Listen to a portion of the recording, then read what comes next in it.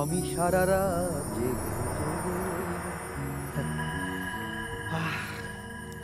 আমি তোমাদের চিন্তায় সারা রাত ঘুমাতে পারি না।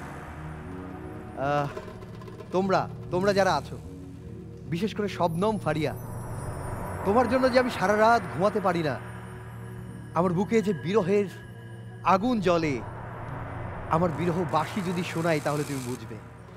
আমি কি আমার বাঁশির সুর শোনাতে পারি তোমাকে? বাঁশির সুর শোনাবো ফারিয়া? ফারিয়া শোনাবো? আমার বাঁশির সুরে তুমি পাগল হয়ে যাবে। শোনাই?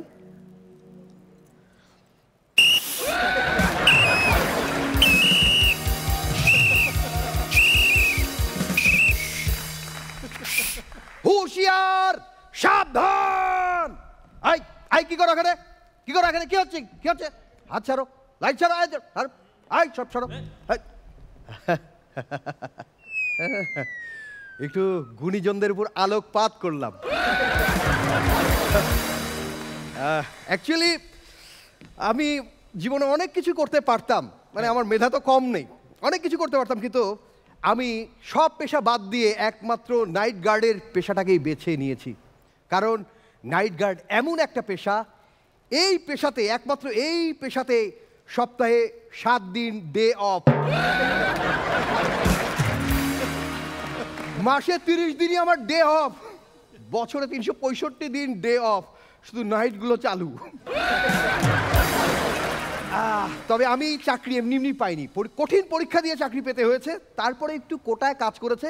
আমার সবচেয়ে বড় যোগ্যতা নাইট গার্ড হিসেবে আমি রাত কানা। এটাই আমার বড় যোগ্যতা। যদি আমি দিন কানা হতাম তাহলে যারা নিয়োগকর্তা, তাহলে আমাকে তারা তাদের অফিসেই চাকরি দিত। কারণ সবচেয়ে বেশি চুরি তো ওই দিনেই হয় নাকি? আর যারা নিয়োগকর্তা, যেহেতু তারা এটার সাথে জড়িত থাকে, তারা চায় যে এরকম দিনকানা কেউ থাকবে অফিসে, যেন সুবিধা হয়। যাই হোক, আমি যতই দিনকানা রাতকানা যাই বলি না কেন, আমার চোখে কেউ ধুলা দিতে পারে না। আমার চোখে ধুলা দেওয়া সম্ভব না, কারণ সবসময় আমি চোখ বন্ধ করেই থাকি। এই যে এই সোসাইটির, এই সোসাইটির এই 3 জন আমাকে নিয়োগ দিয়েছে যেন আমি কোনো কিছু না দেখি। আমার স্যালারিও বাড়িয়ে দিয়েছে, কিন্তু কে কিভাবে আসে, কোথায় যায়, কার সাথে ঘুরে, সব কিন্তু আমি জানি। একটু বলবো নাকি? এই যে আমাদের মহাগুরু তুষার ভাই, সে যে কিভাবে যায় আর কিভাবে আসে, তিনি খুব সুন্দরভাবে স্মার্টভাবে যান, কিন্তু কিভাবে যে আসে,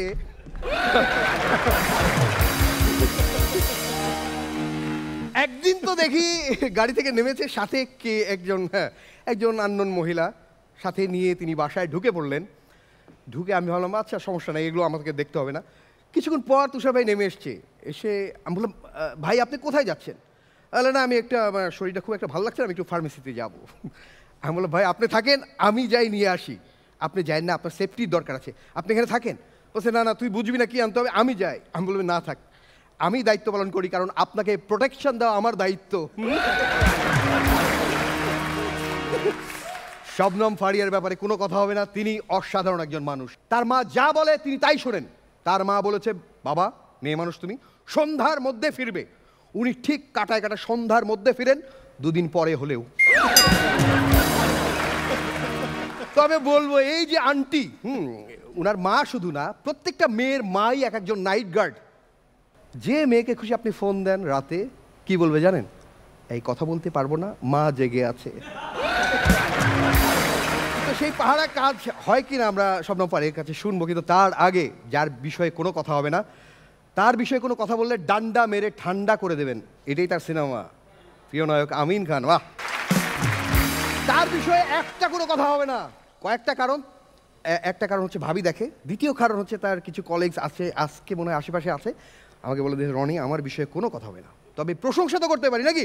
হ্যাঁ হ্যাঁ হ্যাঁ, ভাই মন থেকে আপনাকে ভালোবাসি, আমার খুব ভালো লাগে। উনি মাঝে মাঝে নেমে আসেন, রাত 2টা 3টা নেমে আসেন আমিন ভাই, এসে আমার পাশে বসেন, আড্ডা দেন এবং বলে, রনি আমি তোমার পাশে কেন বসি জানো? আমি দেখতে চাই তোমাদের জীবনযাপন কেমন, এই যে পথের কুকুর, এই যে তুমি চা খাও আমার সাথে শেয়ার করে, এভাবেই আমার খুব ভালো লাগে ভাই। এই যে একজন শিল্পী এমনি এমনি তৈরি হয় না, এভাবে মানুষের সাথে মিশেই তৈরি হয়। আমিন ভাইয়ের জন্য জোরে হাততালি। তবে উনি কতক্ষণ বসে থাকে? বেশিক্ষণ বসে থাকে না, একটু পরেই চলে যায়। যখন ভাবি উপর থেকে বলে, আমিন আসো, আর কিচ্ছু বলবো না। আমিন ভাইয়ের জন্য জোরে হাততালি হোক। ওকে, এর পাশে 13 পান্ডা এক গুন্ডা, এটাও আমিন ভাইয়ের সিনেমা, একটা জোরে হাততালি। আমাদের মেন্টররা যদি পারফর্মারদের তৈরি করছে, এরা প্রত্যেকেই যোগ্যতা রাখে নাইট গার্ড হিসেবে চাকরি করার, কারণ এরা প্রত্যেকেই রাত জাগে, সারা রাত জাগে। এই এলাকায় কোনো নাইট গার্ডের দরকার পড়ে না। একটা জোরে হাততালি। রাবার ব্যান্ডের সঙ্গে আমি আবু হেনা রনি, আমাদের জন্য জোরে হাততালি হোক। আজকে কোনো কথা হবে না। আজকে কে এখানে? কে?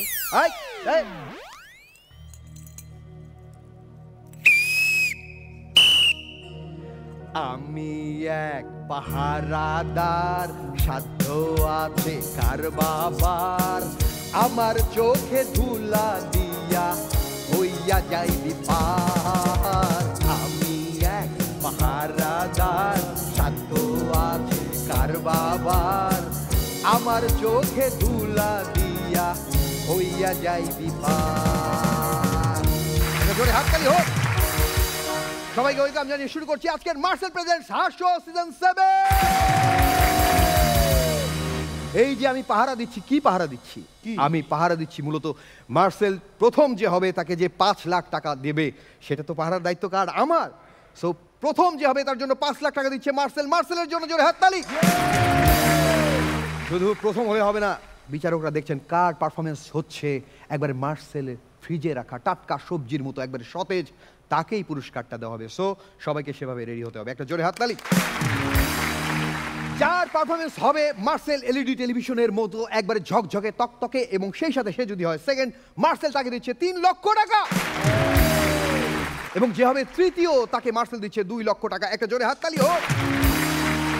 ওকে, আমাদের 3 জন বিচারক সম্পর্কে যা যা বলেছি সব কিছু ঠিকঠাক আছে কিনা? শুরুতে আমিন ভাই, রাত বিরেতে যে ফেরেন, এই যে আমাদের যারা আপনাকে পাহারা দিয়ে আপনাকে রুম পর্যন্ত পৌঁছে দেয়, তাদের প্রতি আপনার কতটুকু ভালোবাসা আছে একটু শেয়ার করেন। না, তাদের প্রতি যথেষ্ট ভালোবাসা আছে। তাদের সাথে রাত্রে মাঝে মধ্যে আড্ডা দেই, তুমি যেটা বললে ওটা দেই। মাঝে মধ্যে বারান্দাতে ডাক দিয়ে আসো, অনেক হয়েছে। আচ্ছা, আর হাড়ি পাতিল মাজাবো না তোমাকে দিয়ে। ওকে, আমিন ভাইয়ের জন্য জোরে হাততালি। শবনম ফারিয়া, ওই যে আপনার মা আপনাকে শেষ পর্যন্ত পাহারা দিয়ে রাখতে পেরেছে কিনা একটু জানতে চাই। হ্যাঁ, অনেক পাহারা দিয়ে রেখেছে একটা সময়, কিন্তু এখন বলে কেন এতদিন ধরে সিঙ্গেল, কেন কি? এখন আসলে স্বীকারই করে না যেই সময় আমার দেখার কথা ছিল ওই সময় যে পাহারা দিয়ে রেখেছিল। ওকে, আচ্ছা, মাঝে মাঝে কে যেন আপনাকে বাসার গেটে নামিয়ে দিয়ে যায়? আমাকে? হ্যাঁ, আমাদের এনটিভি যে ড্রাইভার উনি। ওকে, তুষার ভাই, আমরা তো অনেক সাপোর্ট দিই ভাই, আপনি মাঝে মাঝে যেভাবে আসেন আপনাকে আমরা তো ঘরের মধ্যে একেবারে পৌঁছে দিই, একটু থ্যাঙ্কস দেন আমাকে। যথেষ্ট পরিমাণে ধন্যবাদ, কারণ যখন মানুষ ওরকম হয়ে যায় তখন ওটাকে বলা হয় জিন্দা লাশ। তো লাশ যখন তুলে নিয়ে যাস খালি একলা হাতে, তখন তো ধন্যবাদ প্রাপ্যই তোর। ওকে, রনি একা তুষার ভাইকে নিয়ে যায়, এটা ভাবা যায় না? না, ওই সময় শাওনও থাকে। ওকে, একটা জোরে হাততালি হোক। ওকে, আজকে সরি, আমি জাস্ট খালি একজন সিঙ্গেল একজন ম্যাডাম আছে, তার তো বড় যোগ্যতা সেটাই নাকি? জাস্ট একটু চেক করতে চাই, দেখেন তো কোন বাসিটা, এই 2টা বাসি আছে, কোনটা ভালো, কোনটা ভালো, একটু জাস্ট চেক করেন। না না না, কোনো কিছু বলবো না, জাস্ট একটু চেক করেন না প্লিজ, চেক করেন না কোনটা ভালো। ফু দেন, ফু দেন, ফু দেন, ফু দেন না, ফু দেন না, বুঝছো? ওকে, গুড গুড, এটা দেন। হ্যাঁ, এটা দেখেন তো। আরে দেখেন না, কোনো সমস্যা নেই, প্লিজ প্লিজ দেন। ওই বাবা, উনি ভাবছে যে কোনো সমস্যা নাই, এটা দূরে আছে না। কোনটা ভালোবাসি? এটা হাতে নেন। আচ্ছা বলেন, এটা খারাপ বাসি না ভালোবাসি? বাসিটা ভালো।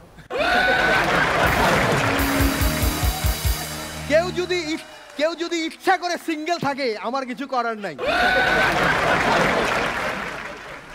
ওকে, আমরা এরকম দুষ্টুমি ফাজলামি অনেক করব, কিন্তু তার আগে বলে দিই আজকে যে হবে পারফরমেন্স অফ দ্য নাইট তাকে দেওয়া হবে মার্সেলের তরফ থেকে আকর্ষণীয় পুরস্কার, ঠিক না? ধন্যবাদ তো দিতে হয় যারা আমাদের কস্টিউম স্পন্সর করেছে, টাসেলো 12 ক্লথিং, এলিট লাইফস্টাইল, তাদের জন্য জোরে একটা হাততালি। এর সাথে তুষার ভাইকে দিয়েছে বিগ শট, তাদের জন্য একটা বিগ হাততালি হয়েছে। আর কথা বাড়াবো না, এবার আমিন ভাইয়ের একেবারে নিজের এলাকার ছেলে যে দুর্দান্ত পারফর্মার আসছে, এনামুল হক।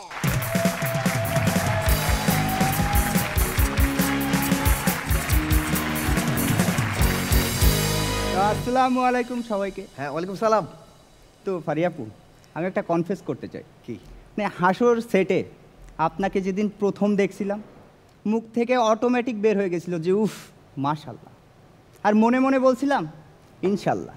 আর এখন যদি আপনি রাজি থাকেন তাহলে তো আলহামদুলিল্লাহ। তো সেদিন তুষার ভাই আমাকে জ্ঞান দিতেছে, বলে এনামুল, কখনো কখনো বোকা মানুষদের সাথে তর্ক করবি না, ওরা তোর কথার যথার্থ মূল্য দিবে না, সুতরাং বোকা মানুষ যখনই যাই বলবে বলবি মেনে নিলাম। তা আমি বললাম হ ভাইয়া, মেনে নিলাম। তো এই তুষার ভাই বছরখানিক আগে পেটের এইখানে একটা পাতিলেবুর ট্যাটু বানাইছিল, সেটা এখন বড় হইতে হইতে বাতাবি লেবু হয়ে গেছে। আর সে টেনশন করতেছে এটা নিয়ে যে আসলে পেটটা বড় হয়েছে নাকি লেবু। তো আমি সেদিন এক ডাক্তারের কাছে গেছি, যে বললাম যে ডাক্তার সাহেব আমার দেখেন প্লিজ, আমি না খুব অসুস্থ, আমি মনে করেন যে মাজা নিচু করলে আর উঠতে পারি না ব্যথায়, তারপরে এই পা উঁচু করলে এই পা ব্যথা করে, এই পা উঁচু করলে এই পা ব্যথা করে, আমি না পারতেছি না, দেখেন না আমার কি হয়েছে। ডাক্তার বলে যে আপনি এরকম অদ্ভুত অদ্ভুত পোজে দাঁড়ায় থাকেন কিসের জন্য?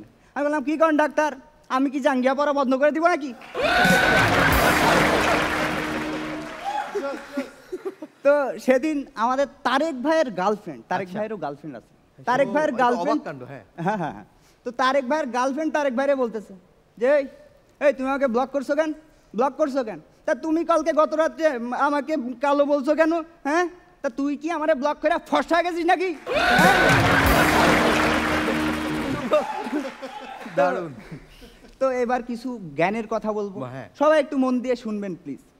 1 নাম্বার, আমরা কোনো রুটির টুকরা গিললে ওইটা আমাদের পেট অবধি পৌঁছাইতে সময় লাগে 7 সেকেন্ড। 2 নাম্বার, 2 নাম্বার, প্রত্যেকটা মানুষের চুল 3 কেজি ওজন বহন করতে পারে, ইতিহাস ভাই আপনি বাদে, ঠিক আছে? 3 নাম্বার, ছেলেদেরটা সবসময় নিজেদের আঙ্গুলের দ্বিগুণ বড় হয়। 4 নাম্বার, মেয়েরা সবসময় ছেলেদের থেকে একটু বেশি চোখের পলক ফেলে। আমিন ভাই, আমি 4টা পয়েন্ট বলে ফেলছি, মানে শেষ হয়ে গেছে 4টা পয়েন্ট, কিন্তু আমি শিওর সবার মনোযোগ এখনো সেই 3 নাম্বারের আঙ্গুলে আটকে আছে। তো আজকে তো শাওন ভাই নাই, তো তার নামে একটু গসিপ করি।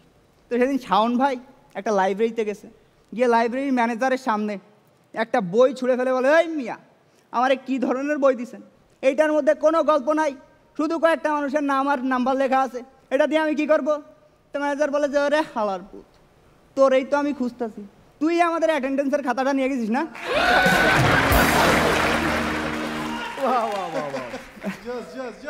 তো আমাদের ওইখানে এক দাদু আছে, সে দাদু দেখি কি সেদিন বারান্দায় ঠান্ডার মধ্যে লুঙ্গি উঁচায় বসে আছে।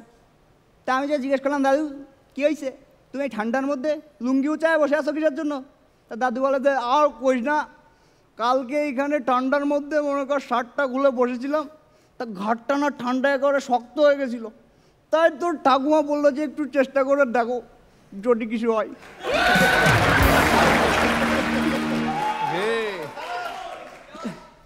তো সেদিন পাড়ার মোড়ে বসে আড্ডা দিচ্ছি, আমিন ভাই দেখি কি দূরে আসতেছে, পাশে একটা রুটির দোকান ছিল যেখানে সবসময় ভিড় থাকে।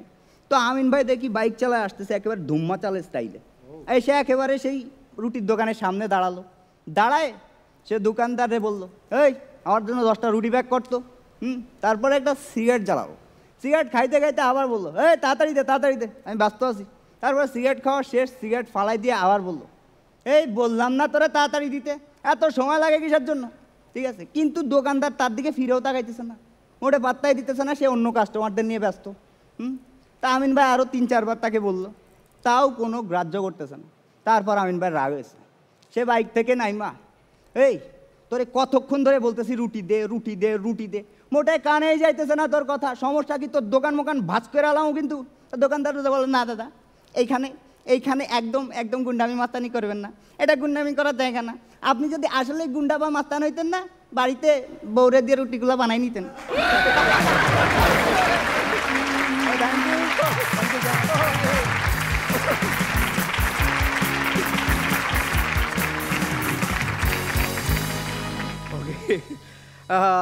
এখানে আমাদের বিচারকদের সমস্ত মানে হাড়ির খবর এখানে বের করা হয়। দুর্দান্ত ছিল। এনামুল হক কথা এনামুল হক বলেছে, কিন্তু তার হক নাম্বার ঠিক মতো পায় কিনা সেটা দেখবো। শুরুতে তুমি জানলে কি করে যে রুটি বানাতে পারি না? আমিন ভাই আসলে রুটি বানানো খুব ডিফিকাল্ট একটা জিনিস, মানে আমি অনেকবার ট্রাই করেছি, কোনদিন সাইজে হয় না, বাধ্য হয়ে এখন রেডিমেড রুটি কিনতে পাওয়া যায়, ওটা কিনেই খাই। আর পারফরমেন্স যদি বলি খুবই সুন্দর ছিল, চেষ্টা করেছো ভালো করবার, তবে অনেক বেশি ভালো করতে হবে। হ্যাঁ, এখন কিন্তু 5th রাউন্ডে যাচ্ছ, এখন কম্পিটিশন অনেক বেশি টাফ হয়ে যাচ্ছে, তো সো আরও নতুন ইনোভেশন লাগবে, নতুন কন্টেন্ট লাগবে, নতুন প্রেজেন্টেশন লাগবে। তুমি ভালো প্রতিযোগী, এটা অনস্বীকার্য, কিন্তু আরও স্পিড লাগবে, আরও ডাইমেনশন লাগবে পারফরমেন্সে। ওকে ওকে, বেস্ট অফ লাক। মানে এটা ডাইমেনশনটা কিভাবে হতো, একটু আপগ্রেড হতো, রুটি বাদ দিয়ে যদি এটা পিজার কথা বলতে, এটা একটু মার্চ করতো নতুন যুগের সাথে। তবে আমার একটা প্রশ্ন আমিন ভাই, রুটি আমরা টেনে ছিঁড়ে ছিঁড়ে খাই, এইটা কেন গোল হতে হবে? এটা কি উপকারে লাগে আমাদের? শবনম ফারিয়া বলেন তো, রুটি কেন গোল হতে হবে? এটা আমরা টেনে ছিঁড়ে ছিঁড়ে একটু পরে খেয়ে শেষ করি। হ্যাঁ, আমিও এই জিনিসটা অনেকবার ভেবেছি, কারণ আমি যখন বানাই তখন এটা বিভিন্ন মানচিত্রের মতো হয়। কিন্তু এটা তো একটু পরেই খাওয়া হবে, তাহলে কেন গোল হতে হবে? আপনি বলেন তো, আপনার তো বুদ্ধি বেশি। আমায় যদি বুদ্ধি করে বলি, সেটা হচ্ছে যে ওই যে বিয়ের বউটা এত সুন্দর করে সাজে না, ও জানেই কিন্তু একটু পরে এটা ঠিকঠাক থাকবে না। ও এত সুন্দর করে শাড়িটা পরে, ও জানে একটু পরে ঠিকঠাক থাকবে না। তাও তো অ্যাটলিস্ট বউটা যখন সাজে তখন অনেক মানুষ দেখে, রুটিটা তো খাওয়ার আগে আপনি প্রতিবেশীদের দেখান না গোল গোল গোল, তাহলে ঠিক আছে। আমরা রুটি গবেষক শবনম ফারিয়ার প্রশ্ন দর্শকদের ছুড়ে দিলাম, যারা সঠিক উত্তর দিতে পারবেন মার্সেলের তরফ থেকে তার জন্য থাকবে একটি আকর্ষণীয় উপহার। এবার এনামুল হক। এনামুলের একটা খুব ভালো গুণ, ও হচ্ছে দর্শকের সাথে খুব ভালো করে কানেক্ট করতে পারে। যেমন আজকে সাউন্দাকে নিয়ে যোগ ছিল, সাউন্দা নাই, বাট ওটা ও কানেক্ট করে নিল। এর আগে সাংলাস নিয়ে যেটা ছিল ওটা সুন্দর করে করতে পারলো। এটা সবাই পারে না, আমাদের পার্টিসিপেন্টরাই অনেকে পারে না, এটা ওর কাছ থেকে শেখার। কিন্তু এনামুল, তুমি খুবই ভালো পারফর্মার, তুমি এর আগে আমাদেরকে অসাধারণ কিছু পারফরমেন্স দেখিয়েছো, কিন্তু আজকে না ওই কনফিডেন্সটা ছিল না। আর এখনের রাউন্ডগুলোতে তোমার একটা পারফরমেন্সের উপর ডিপেন্ড করে তুমি পরের রাউন্ডে যাবা কি যাবা না। তুমি যত ভালো পারফর্মারই হও না কেন, যদি কোনো কারণে এখানে পারফরমেন্স একটুও কমে যায়, পরের রাউন্ডে না আসার সম্ভাবনা কিন্তু থাকবে, যত ভালো পারফর্মারই হও না কেন। সো বাকিদের আমি বলছি, প্লিজ বি সিরিয়াস, হালকাভাবে নেওয়ার কোনো সুযোগ নাই। এবং নাও ইটস 5th রাউন্ড, মানে অনেক বেশি সিরিয়াস। ভালো ছিল, কিন্তু আমি এনামুলের কাছ থেকে আরও অনেক অনেক অনেক বেশি এক্সপেক্ট করি। ওকে, প্রিয় দর্শক, আপনাদেরকে বলে রাখি, প্রত্যেকটা পারফর্মার 4th রাউন্ডে পারফরমেন্স দিচ্ছে এবং প্রত্যেকে একবার করে সুযোগ পাবে। নকআউট পর্ব চলছে, সো রিস্কি। এখানে সামনে যারা বসে আছে প্রত্যেকের পারফরমেন্স শেষ, তারা ফলাফলের প্রত্যাশায় ওয়েট করে আছে, সামনে পর্বে এই ফলাফল প্রকাশ করব। কিন্তু তার আগে তুষার ভাই, এনামুল হকের পারফরমেন্স কেমন ছিল? প্রত্যেকে ভালো পারফর্মার, তাতে কোনো সন্দেহ নেই, নিঃসন্দেহে। কিন্তু হয় কি, যে আমার কাছে যেটা বারবার মনে হয় যে তোমাদের ভিতরে আরও বোধহয় টেনশন কাজ করে, যে এখন তো কঠিন সময়, কি হবে, পারবো কি না, এই ভিতরে ভয়টা রাখলে হবে না। এই ভয়টা একদম অন্য জায়গায়, তোমার পারফরমেন্সের জন্য যখন আসবা একদম ক্লিয়ার পারফরমেন্স খারাপ হয়েছে বলছি না, আমরা কিন্তু বারবার বলছি যে তোমরা ভালো পারফর্মার, কিন্তু আজকে ওই এনামুলটা ছিল না, ঠিক আছে? তো নেক্সট রাউন্ডে যদি যাও, আবার সেই এনামুলকে দেখতে চাই আমরা সবাই, ঠিক আছে? ওকে এনামুল, তোমার জন্য অনেক অনেক শুভকামনা। ইনশাল্লাহ নেক্সট রাউন্ডে তোমাকে পাবো, আশা করছি। তো যাদের পারফরমেন্স শেষ তাদের কাছে ফিরে যাও।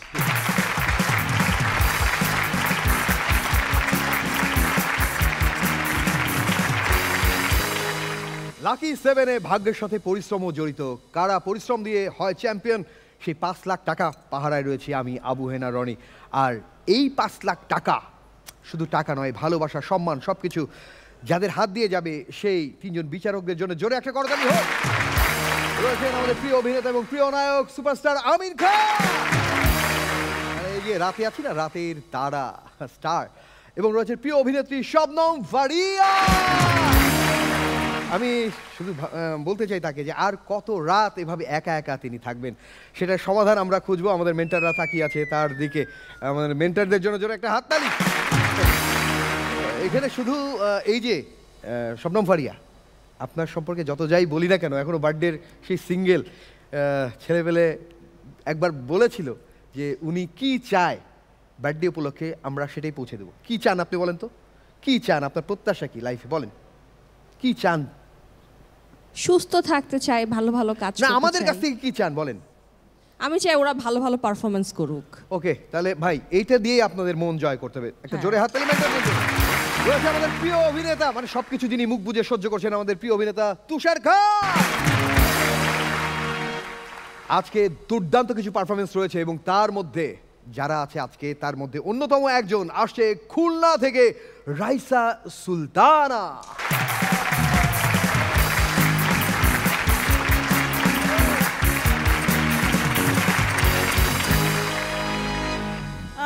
তুষার ভাই, ফারিয়া আপু, হ্যাঁ মেকআপ ঠিক আছে। আরে মেন্টরস, হ্যাঁ মেকআপ ঠিক আছে ঠিক আছে, সবই আমার হাতের ছোঁয়া।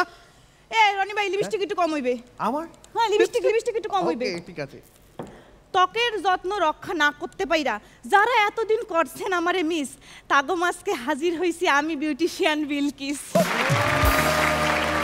ওকে, দীর্ঘদিনের অভিজ্ঞতা থেকে কইতাছি, মাইয়া মানুষ ভালো কইরা সাজার লেগা বিউটি পার্লারে যায়, আবার এই বিউটি পার্লারে যাওয়ার লেগাও 1 ঘন্টা সাজে।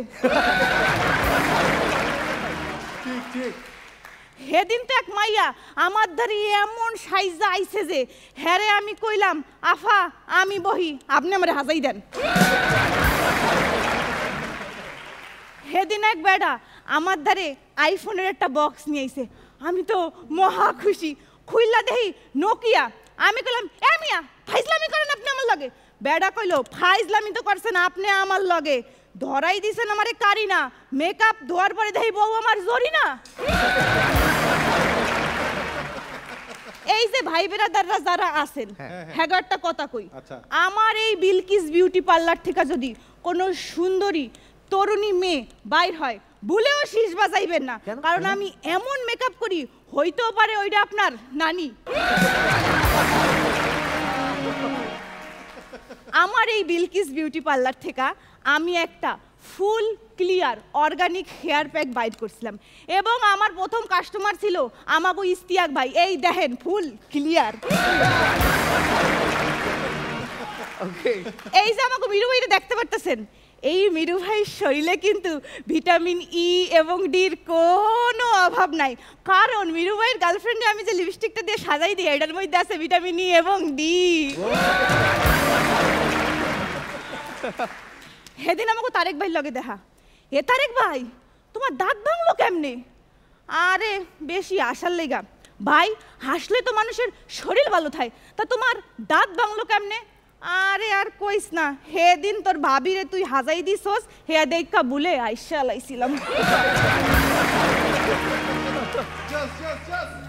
সেদিন আমি বিউটি পার্লারে কাজ করতেছি, আমার জামাই আমারে ফোন দিছে, ফোন দিয়া কইলো, এ তুমি এটা কি ধনিয়া পাতা ভর্তা করছো, না আছে লবণ, না আছে মরিচ, না আছে পেঁয়াজ, ইয়া খাইতে কেমন লাগে? আমি কইলাম, এ বেড়া তুই ধনিয়া পাতা ভর্তা পাইছস কই? কে? ওই যে ডিমের পাশে ফ্রিজের মধ্যে লাল কালারের বক্সের মধ্যে আসিল। আমি কইলাম, আরে ব্যাক কল বেড়া, ওইটা ধনিয়া পাতা ভর্তা না, ওইটা মেহেন্দি বাড়া। সেদিন এক বিডি আমার দ্বারা এসে মেকআপ করতে পারি আপু, হ্যাঁ আমি লাগাই দিলাম লাল কালারের লিপস্টিক, বিডি কয় খ্যাত খ্যাত লাগে, এরপরে বিডিতে লাগাই দিলাম গোলাপি কালারের লিপস্টিক, বিডি কয় ক্যাট ক্যাট করে, এরপরে বিডিতে আমি লাগাই দিলাম বাদামি কালারের লিপস্টিক, বিডি কয় আমাকে মরা মাংসের মতো লাগে, এরপরে বিডিতে আমি এমন জিনিস লাগাই দিছি, বিডি আর একটা কথাও কয় নাই, দিছি লাগাই সুপারগুলো।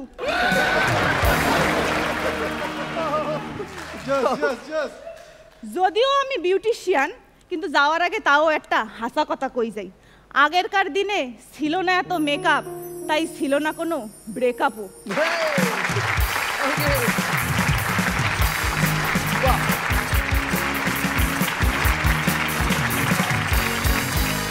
বলবো লাগছে দুর্দান্ত, মানে ওকে এর আগে যে লুকে দেখেছি তার চেয়ে একবারে ফুল ডিফারেন্ট লুক এবং একেবারে খুলনার ভাষা। এর আগে কি স্মার্টভাবে কথা বলে, আজকে একবারে পুরো ডিফারেন্ট। একটা জোরে হাততালি তো হবেই। শুরুতেই আমি বলবো শবনম ফারিয়া, যার মেকআপের জন্য আজকে আর একটু হলে রাত ভোর হয়ে যাচ্ছিল। শুরুতে তিনিই বলবে। বলেন আমার মেকআপ ব্যাগের জন্যে। ওকে, হ্যাঁ।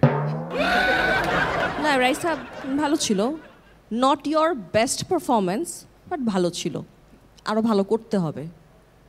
ওকে, তুষার খান। রাইসা, আজকে তোমার প্রেজেন্টেশনটা একটু ডিফারেন্ট ছিল, আঞ্চলিক ভাষায় পারফরমেন্স করেছো। আর একটা জিনিস আমার খুব ভালো লেগেছে, সেটা হচ্ছে তুমি ক্যারেক্টারের থেকে এবং ক্যারেক্টারটাকে খুব সুন্দর করে জাস্টিফাই করেছো এবং করতে পেরেছো। ভালো ভালো ছিল, অনেক ভালো ছিল। ওকে, বিল গেটসের মেয়ে বিলকিস। ওকে, সব রাইসা, আমার কাছে তোমার পারফরমেন্সটা একদম মনে হচ্ছে একটা ফুল অন পারফরমেন্স। মানে পারফরমেন্সের সবচেয়ে বড় গুণ কি জানো, সেটা হচ্ছে তুমি যখন 5 মিনিট বা 3 মিনিট পারফর্ম করবে উইদাউট মিউজিক, সেটা যদি কোনো একটা তালে থাকে পারফরমেন্সটা, সেটা হচ্ছে আপনার বেস্ট পারফরমেন্স ওই পারফর্মারের জন্য। তুমি আজকে যে পারফর্মটা করেছো না, পিছনে যদি কোনো মিউজিকও না থাকতো, ওরা যদি কোনো কিবোর্ড না দিত, কিচ্ছু না দিত, তারপর মনে হচ্ছে তোমার পারফরমেন্সের মধ্যে অটো একটা মিউজিক ছিল। সেটা তোমার ডায়ালগ থ্রোয়িংয়ের মধ্যে, তোমার অ্যাটিটিউডের মধ্যে, তোমার কাপড় ঠিক করার মধ্যে, এটা তোমার একটা পারফরমেন্সের পার্ট। এবং তোমার ডায়লগগুলোও দেখছি আমি যে এত রিদমিক ছিল, কোথাও একটা রিদম তুমি ছাড়ো নাই পারফরমেন্সের মধ্যে। এটা খুব সুন্দর লেগেছে আমার কাছে, যে কোথাও কোনো ওই রকম পজ দেওয়া নয় যে মনে করছি, বা টোটালটা মনে হচ্ছে একটা রিদমের মধ্যে যাচ্ছে। এটা খুবই সুন্দর ছিল আমি খুব, মানে এই জিনিসটা আমার কাছে খুব ভালো লেগেছে। আর ভাই আজকে প্রথম সে একবারে টোটালটা খুলনা, এটা কি? না, টোটালটা খুলনার না, এটা বরিশালের। ও আচ্ছা, খুলনা বরিশাল মিলিয়ে না, এটা বরিশালের ভাষা। তবে আমি আশা করব ফার্দার খুলনার ভাষায় কিছু একটা করবে তুমি। পুরোটা না করো, একটা পার্ট করো, অনেক সুন্দর লেগেছে। ওকে, ঘটনা কি বাসা তোমার খুলনা বরিশাল বের হয়ে আসলো, তোমার বাসায় তোমার নানের বাড়ি কোথায়? আমার নানা বাড়ি খুলনা। তাহলে আমার যারা অডিয়েন্স দেখতেছে তারা পুরো বাংলাদেশ থেকে দেখতেছে। ওকে, বাহ, ও নিজে ইচ্ছে করে করেছে, বাহ, এটা আরো ভালো। ওকে, তোমার জন্য অনেক অনেক শুভকামনা। কিন্তু তার আগে বলছি যে বিচারকরা মার্কস দিয়ে ফেলেছে, কিন্তু আমি তো তোমাকে রিমান্ডে নিতে চাই, তোমাকে আটকে রাখতে চাই। কারণ এই যে সত্যের উপর মিথ্যার প্রলেপ তুমিই তো দাও নাকি, ন্যাচারাল যা চেহারা তার উপর। ওকে, যেহেতু বিউটিশিয়ান, আমি তোমাকে একটা কথা বলতে চাই। বলবো? তুমি নিজের সাজগোজ নিজে করেছো? বলতে চাই, সমস্যা নাই, বাবার সামনে আছে তো। তোমার সাথে আমি রোদে পুড়তে চাই, বৃষ্টিতে ভিজতে চাই। তোমার সাথে আমি রোদে পুড়তে চাই, বৃষ্টিতে ভিজতে চাই। তোমার সাথে আমি রোদে পুড়তে চাই, বৃষ্টিতে ভিজতে চাই। মেকআপ ছাড়া কেমন লাগে শুধু সেটাই দেখতে চাই। ওকে, অনেক অনেক শুভকামনা তোমার জন্য। আশা করি সামনের রাউন্ডেই তোমাকে পাবো। একটা জোরে হাততালি হোক। Thank you.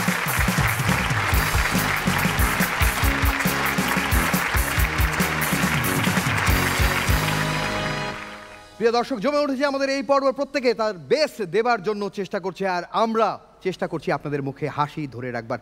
হাসি থাকবেই, কারণ এবার যে আসবে ইশতেক ভাই, মাথা যার ক্লিয়ার, তার পারফরমেন্সও হবে একবারে ক্লিয়ার, যেমন ক্লিয়ার মার্সেল এইচডি টেলিভিশনের পিকচার। এবার আসছে ময়মনসিংহ গফরগাঁও থেকে হুমায়ুন কবির।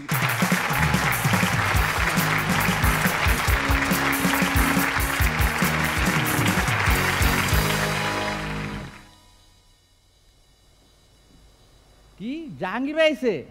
আরে জাহাঙ্গীর ভাই গরু নেব না, দেওয়া দড়ি নিতে আইছে। আমিন ভাই লোক পাঠাইছে, আচ্ছা 2টা গরু দিয়ে দাও। আরে আমিন ভাই মার্সেলের ব্র্যান্ড অ্যাম্বাসেডর। ফারিয়া আপু ফোন দিছে, আচ্ছা বলো গরু নিজে আইতাছে। বউ ফোন দিছিল। আচ্ছা মাঝে মধ্যে ভাবি এই টাকে কি কখনো চুল করবে গ্রো, মাঝে মধ্যে ভাবি এই টাকে কি কখনো চুল করবে গ্রো। হ্যালো জাজেস, hello mentors, myself owner of Humayun agro. আমি অ্যাগ্রো বিজনেস করি বইলা কেউ আমাকে ছোট ভাববেন না, হ্যাঁ কারণ আমার ফার্মের এক ছাগল দিয়া পুরো দেশ পাল্টে গেছে।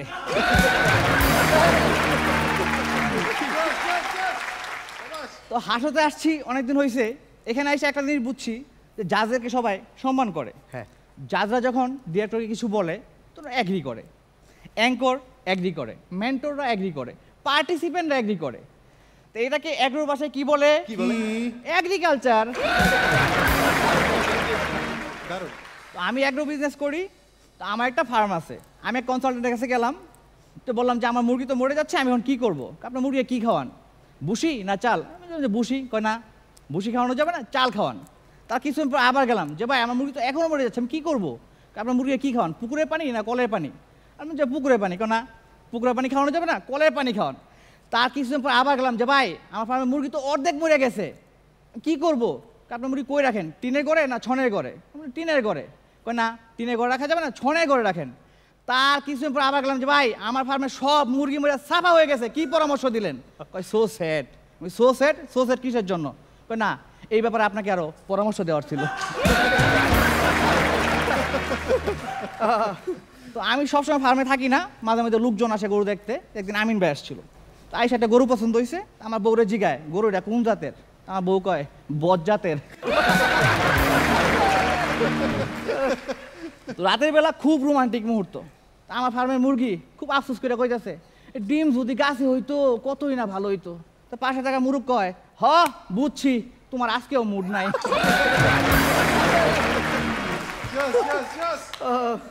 তো আমি সেদিন শাকসবজি নিয়ে গেছি বাজারে বিক্রি করতে, তো আমাদের তুষার ভাই কইতেছে শাকসবজির স্বাদ আগের মতন নাই। আমি বললাম যে ভাই আমার কি দোষ, যেদিন থেকে মানুষ বদনা নিয়ে খেতে দেওয়া বন্ধ করছে ওই দিন থেকে শাকসবজির স্বাদ উঠে গেছে।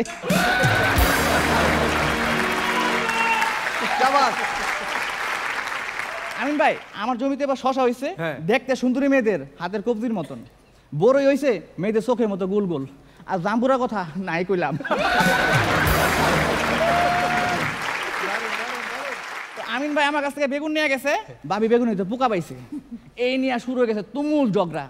আমিন ভাই কয় আমি কি বেগুনের ভিতরে ঢুকে দেখছি তুই পোকা আছে না নাই বলতে পারবো? ভাবির মেজাজ তো আরো গরম হয়ে গেছে, তুমি কি পারো আর না পারো সেটা আমি ভালো করে জানি, তুমি পাশের বাসার ফারিয়া ভাবিরে টাটকা সবজিগুলা দিয়া আমার জন্য নিয়ে আসো পচা আর পোকাওয়ালা সবজি। এরকম টানা 10 মিনিট চললো, কয় তুমি একটা জিনিসও দেখে শুনে আনতে পারো না। আমিন ভাইয়ের মুখ দিয়ে একটা কথা বাইরলো না, শুধু পরে থাকা বেগুন আর পোকার দিকে তাকায় বলতেছে আমি তো তোমারে দেখে শুনে আনছিলাম।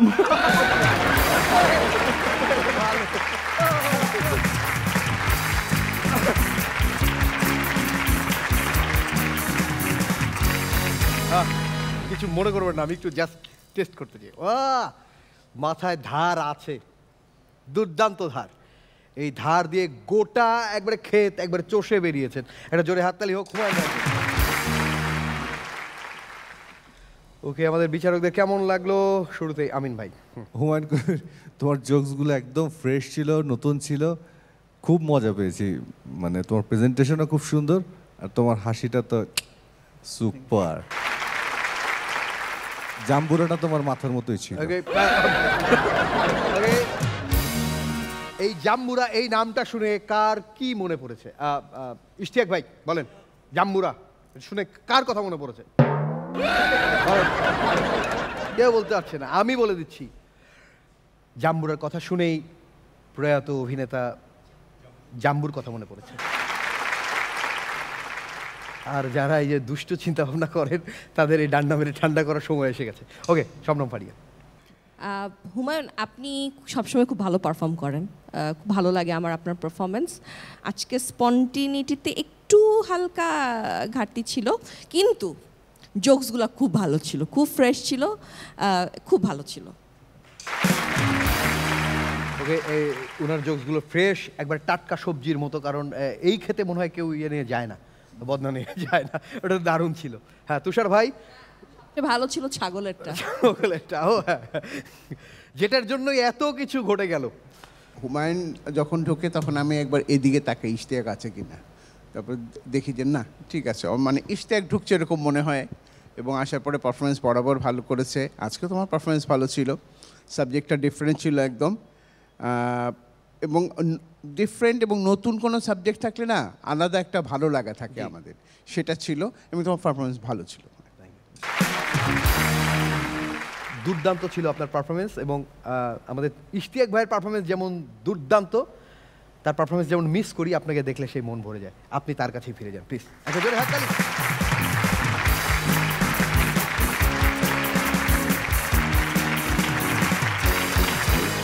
আমাদের পারফরমেন্স এরকমই, কেউ জোকস বলছে, কেউ চলে গেল এক বিউটি পার্লারে, তারপর সেখান থেকে একবারে ক্ষেত খামারে, কি না কি হয় এখানে, আরও অনেক কিছু সাসপেন্স বাকি, সব কিছুই আপনাদের দেখাবো। হাতে যেহেতু ডান্ডা রয়েছে, যার পারফরমেন্স ভালো হবে তার জন্য মার্সেলের তরফ থেকে পুরস্কার, যার ভালো হবে না তাকে কিন্তু আজকে ডান্ডা মেরে ঠান্ডা করে দেবো। আরে আমরা নামটা যে কি বুকের ভেতর থেকে বলি না, আসলে এই নামটার প্রতি একটা মায়া জন্মে গেছে, যেমন মায়া জন্মে গেছে আমাদের যারা পারফর্মার তাদের প্রতি একটা জোরে হাততালি, আমাদের মেন্টরদের জন্য জোরে হাততালি হোক।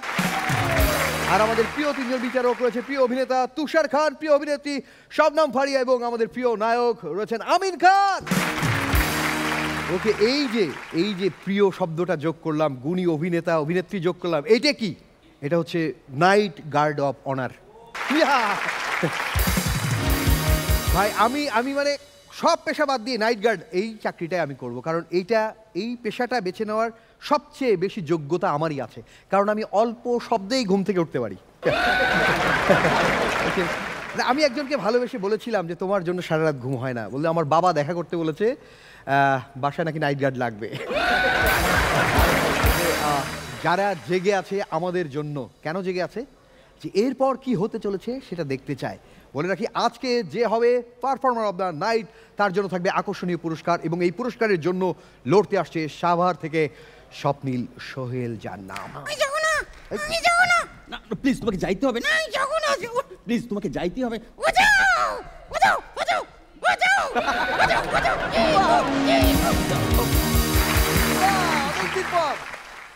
আমার কথা শোনো,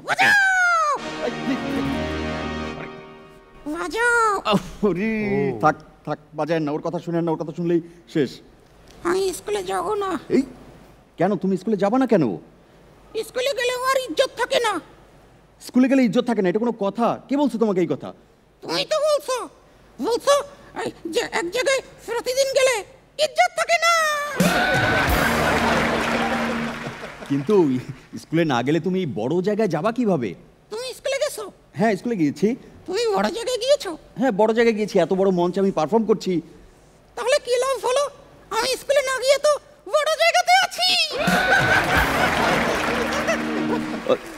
ঠিক আছে বুঝছি, কিন্তু তোমার প্রবলেমটা কি? আমার জ্বর। জ্বর? কোথায়? আমার পেটে জ্বর। ও পেটে কারো জ্বর হয় নাকি? পেটে বাচ্চা হতে পারলে জ্বর হতে পারবে না? কিন্তু জ্বর হলে তো গা গরম হয়। কিচ্ছু জানে না। আরে জ্বর হলে মাথা গরম হয়, আর গা তো গরম হয় অন্য কিছু হলে। না কিন্তু তোমার গা গরম হইলো কেন? আমি গরম দুধ খেয়েছি। গরম দুধ? গুড, গরম দুধ খেলে তো শক্তি হয়। তুমি দুধ খাও? হ্যাঁ খাই। তোমার শক্তি আছে? হ্যাঁ আছে। তাহলে তুষার দাদুকে কোলে তুলে দেখাও তো। সেটা আমি পারবো না। তুমি জানো তোমার পড়াশোনার পেছনে আমার কত খরচ হয়? সেই জন্যই তো আমি পড়াশোনা কম করি। কেন? খরচ বাঁচাই। তোমার খরচ বাঁচাইতে হবে না, তুমি পড়াশোনা করো। না সেটা করবো না। কি করবা? লেখাপড়া। আরে একই তো হইলো। না, আমি নিজে আগে লিখবো তারপর পড়বো। তাই এটা কি করে নাকি? সেজন্য তো স্কুলে যাইতে হয়। রবীন্দ্রনাথ ঠাকুর কি স্কুলে গিয়েছিল? না যায় নাই। কিন্তু তার লেখা তো তোমরা সবাই পড়ো। ওকে ঠিক আছে, সে তো পড়ি, কিন্তু আলাদা। আমিও আলাদা। তাই? তা তুমি কি করবা?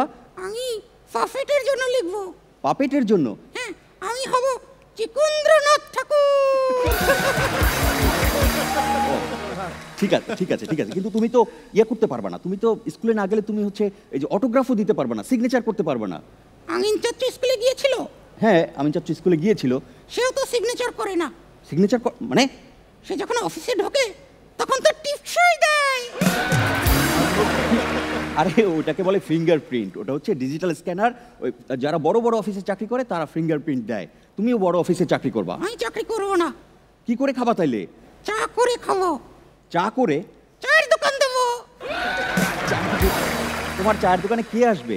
আমিন চাচ্চু আসবে দুধ চা খেতে, ফারিয়া হানি আসবে চিনি ছাড়া রং চা খেতে। কেন চিনি ছাড়া রং চা? ও ডায়েট। না না, ও তো হানি এমনিতেই মিষ্টি।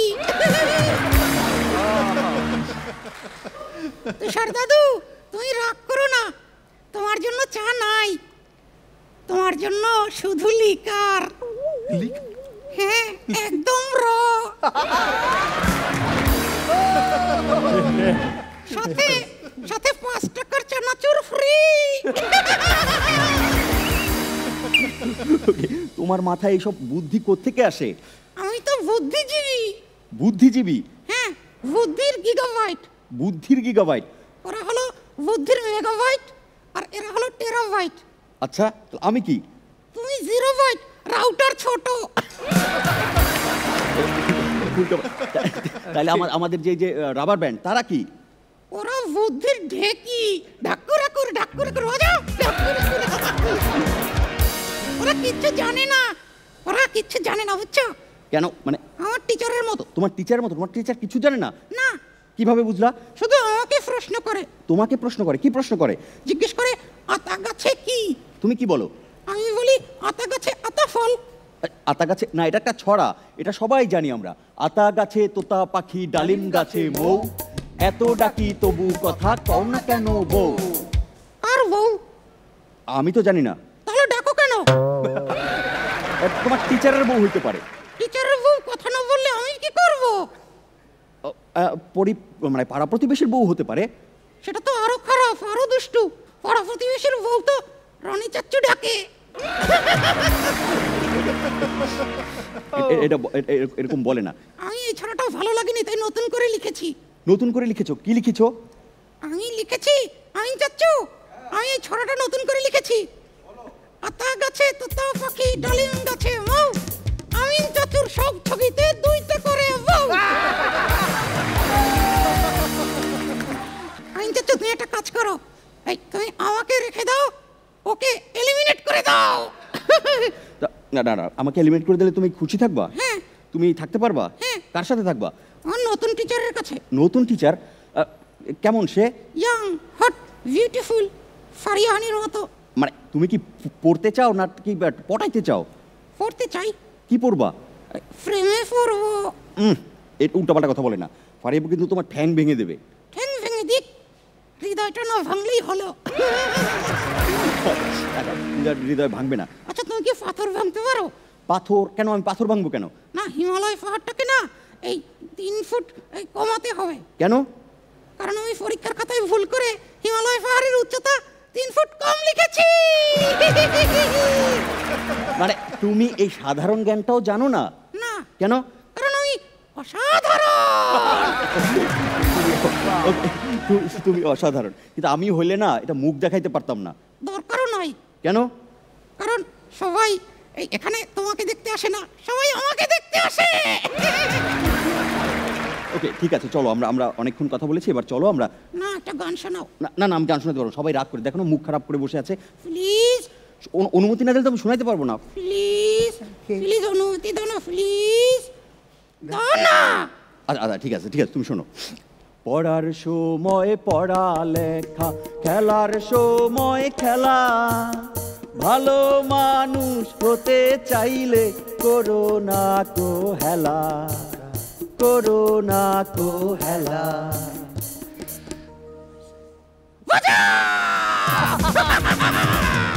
আমি ঘুমাইনি। Thank you.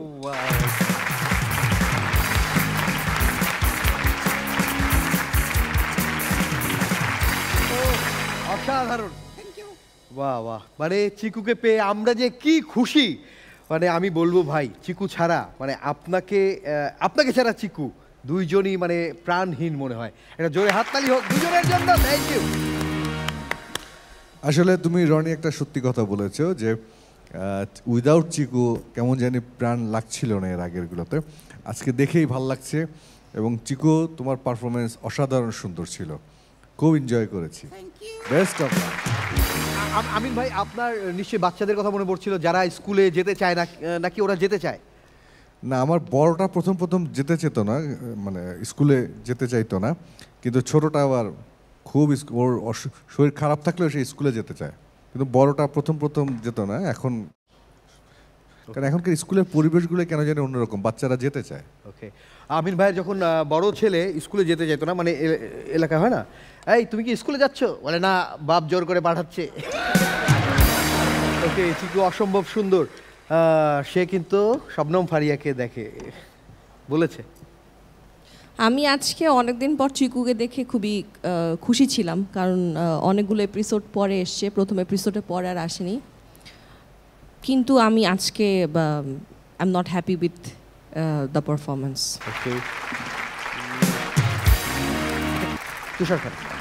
হ্যাঁ, চিকুকে খুব মিস করছিলাম। আর কাজটা অনেক কঠিন কাজ, একসাথে দুজনের পারফরমেন্স করা। আর বিশেষ করে পারফরমেন্সটা আসলে তো করছে চিকু। হ্যাঁ, তো ওকে দিয়ে পারফরমেন্স করিয়ে নিজের পারফরমেন্সটা ঠিক রেখে পারফরমেন্স করা অনেক কঠিন কাজ, এবং তোমার পারফরমেন্স ভালো ছিল।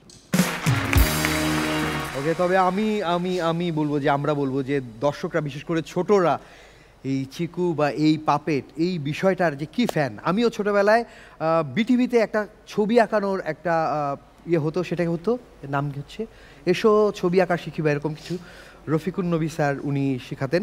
সেটা থেকে পরে সিসিমপুর হয়ে তারপর যেখানে পাপেট দেখেছি কিভাবে করে, এই একটা প্রত্যাশা ছিল, সেটা যে চোখের সামনে হচ্ছে এবং এটা যে কত ডিফিকাল্ট কাজ, মানে ডিফিকাল্টিসের প্রতি আমাদের একটা স্যালুট, একটা জোরে হাততালি হোক।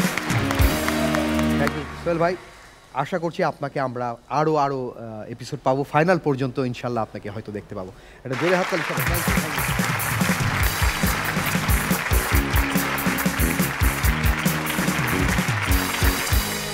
ওকে, প্রত্যেকটা পারফর্মার চেষ্টা করছে দর্শক সাথে আমাদের বিচারকদের মন জয় করবার জন্য। সেই জয় করবার জন্য আমাদের চেষ্টার বিন্দুমাত্র ত্রুটি নেই। আমরা আসলে খুবই কম সময়ের মধ্যে এপিসোডগুলো রেডি করি, সেগুলো রিহার্স করতে হয়, সেগুলো আপনাদের সামনে এই শ্যুট করতে হয় খুব কম সময়ের মধ্যে, কিন্তু আমাদের সোলের মধ্যে চেষ্টার কোনো ত্রুটি নেই। প্রিয় দর্শক, আরও চেষ্টা রয়েছে আপনাদের জন্য।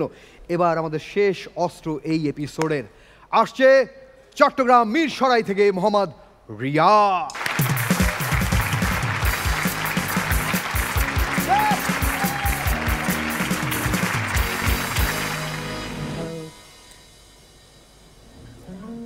বাজান, আমাদের শার্টটা কেমন?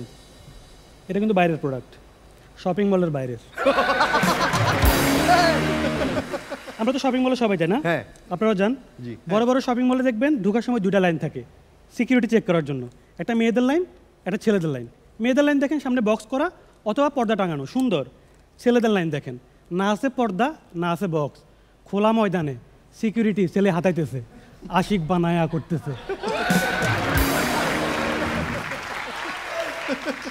আমার বাসার পাশে একটা অভিজাত শপিং মল আছে, আমি প্রায় যাই এসির বাতাস খাইতে। আমি যখন ঢুকি ওখানে একটা সিকিউরিটি আমাকে হাতাইতে হাতাইতে মজা পেয়ে গেছে। এখন আমাকে যখন সে দেখে দূর থেকে, এই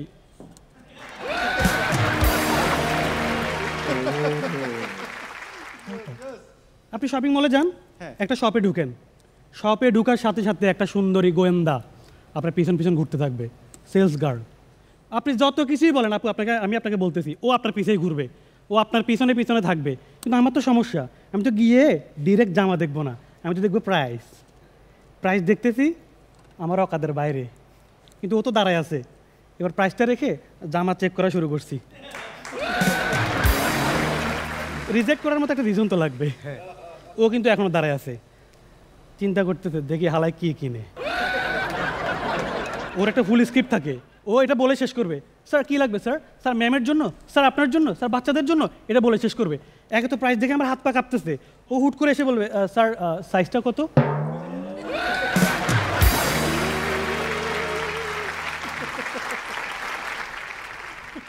মানে এখন তো জামা কাপড়ের এত দাম তারপরে সেলস পার্সনের ঝামেলা, আমি ভয়ে শপের ভিতরে ঢুকি না, আমি বাইরে থেকে দাম দেখার চেষ্টা করি। একদিন দেখতেছি বাইরে থেকে দাম কত, আবারও অকাদের বাইরে দেখতেছি, হুট করে একটা সেলসম্যান এসে বলতেছে স্যার ভিতর থেকে দেখেন, ভিতরে এসে দেখেন। আমি বলছি না আমি আরো দামি কিছু খুঁজতেছি।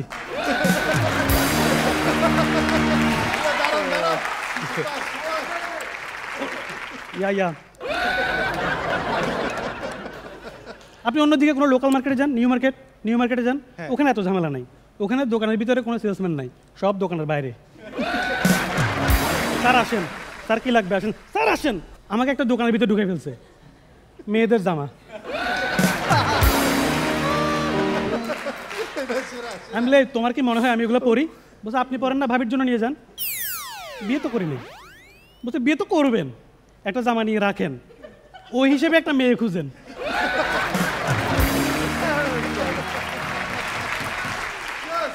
তুষার ভাই গত 5-5টা বছর আমি ওই জামা নিয়ে ঘুরতেছি। না সাইজ কত সাইজ?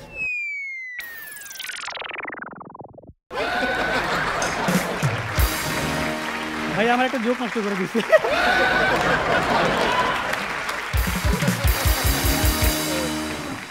জাহাঙ্গীর ভাই আমিন ভাইয়ের কমেন্টটা কাট যাবে, আমি জোকটা করতেছি। মজার বিষয় হচ্ছে আমার 3টে জায়গায় বিয়ে ঠিক হয়েছে, সব কিছু ঠিকঠাক, কিন্তু বিয়ে হয় নাই, কারণ জামার সাইজে তো মিলে না।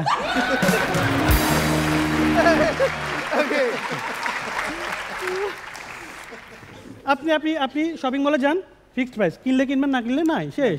নিউ মার্কেটে যান, ওখানে বার্গেনিং একটা যুদ্ধ। মামা শার্ট কত? 1200। মামা 250 দিবা? 250 দিয়ে আন্ডারওয়্যার পাবেন না।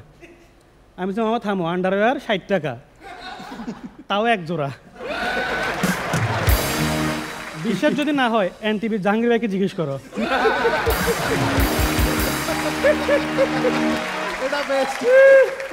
ও বলতেছে এত কথা বলে লাভ নাই, যান আপনাকে আমি কিনা দামে ছেড়ে দিচ্ছি, 1000 টাকা দেন, আপনার সাথে কথা বলে ভালো লাগছে।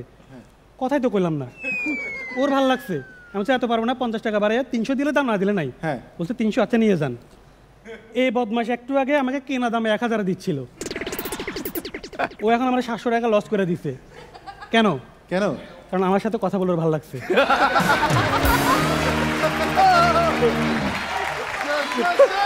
সুন্দর। এটা তো আপনি বার্গেন করছেন, আপনি যুদ্ধ করছেন, আপনি উইন করছেন, ঠিক আছে। কিছু আছে, হ্যাঁ শেষ করেন।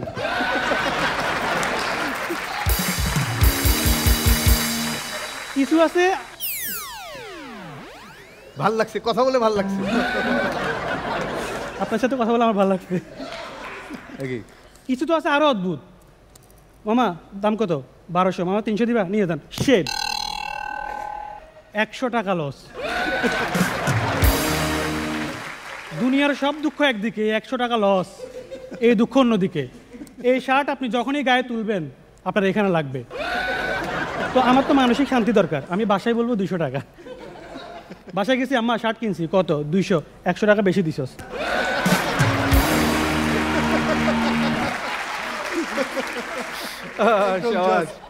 সত্য। আপনি শপিং মলে যান, ট্রায়াল রুম দেখেন, চারদিকে লাইট ফ্লিকার করতেছে, গ্লাস, মেয়েরা জামা পরে উপরে, কিন্তু ট্রায়াল করে এভাবে, কেন করে আমি জানি না, ঠিক আছে। আপনি নিউ মার্কেট যান, ট্রায়াল রুম হাতের মধ্যে, একটা লুঙ্গি।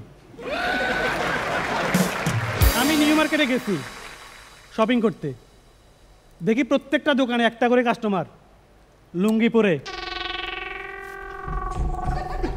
কুতকুত খেলতেছে। আমি গেছি প্যান্ট কিনতে, আমি বলছি মামার ট্রায়াল রুম, লুঙ্গি ধরাই দিছে। আচ্ছা এই মামা সবারই এই লুঙ্গি দিচ্ছেন, গা চুলকাবে না? বলছে কোনো সমস্যা নেই, পাশে মলমের দোকান, ওইটা আমাদের। এখন নিউ মার্কেট থেকে আমি যদি প্যান্ট একটা কিনি, মলম 2টা। আপনি দেখেন ট্রায়াল রুমের কথা গেল, আমরা যদি কারো হিপ সাইজ না জানি, ঠিক আছে, আমরা গিয়ে কি বলি শপিং মলে, আমি হিপ সাইজটা জানি না, একটা ফিতা নিয়ে এসে মেপে বলে স্যার 34, ঠিক আছে। নিউ মার্কেট যান, ও হিপ সাইজ মাপবে এভাবে, কার জন্য? আপনার জন্য, এটা আপনারা হবে দিবে, প্যান্টটা এভাবে করে ধরে আপনার গলায়। আপনি দেখেন, আচ্ছা আমার পরিচিত এক ভদ্রলোক আছে, হ্যাংলা পাতলা, রোগা পাতলা, আচ্ছা নামটাই বলে দিই, হ্যাঁ, এটা আমাদের সাইফুল ভাই নিউ মার্কেট থেকে শপিং করে। তো ওখান থেকে উনি একটা প্যান্ট কিনছে, ওখানকার প্যান্টগুলা একটু লুজ হয়, হ্যাঁ। তো একটু চাপাই নিতে হয় অল্টার করে। তো উনি টেলারকে দিয়েছে, মামা একটু চাপাই দেন, চাপাই দিছে, আবার নিচ্ছে, এখনও লুজ। মামা আরেকটু চাপাই দেন, চাপাই দিছে, এখনও লুজ। সাইফুল ভাই বলে প্লিজ আরেকবার চাপাই দেন। দোকানদার বলতেছে আল্লাহর বাস্তে মাফ করেন, আমি যদি আরেকবার চাপাই পিছনের পকেট দুটো জোড়া লেগে যাবে।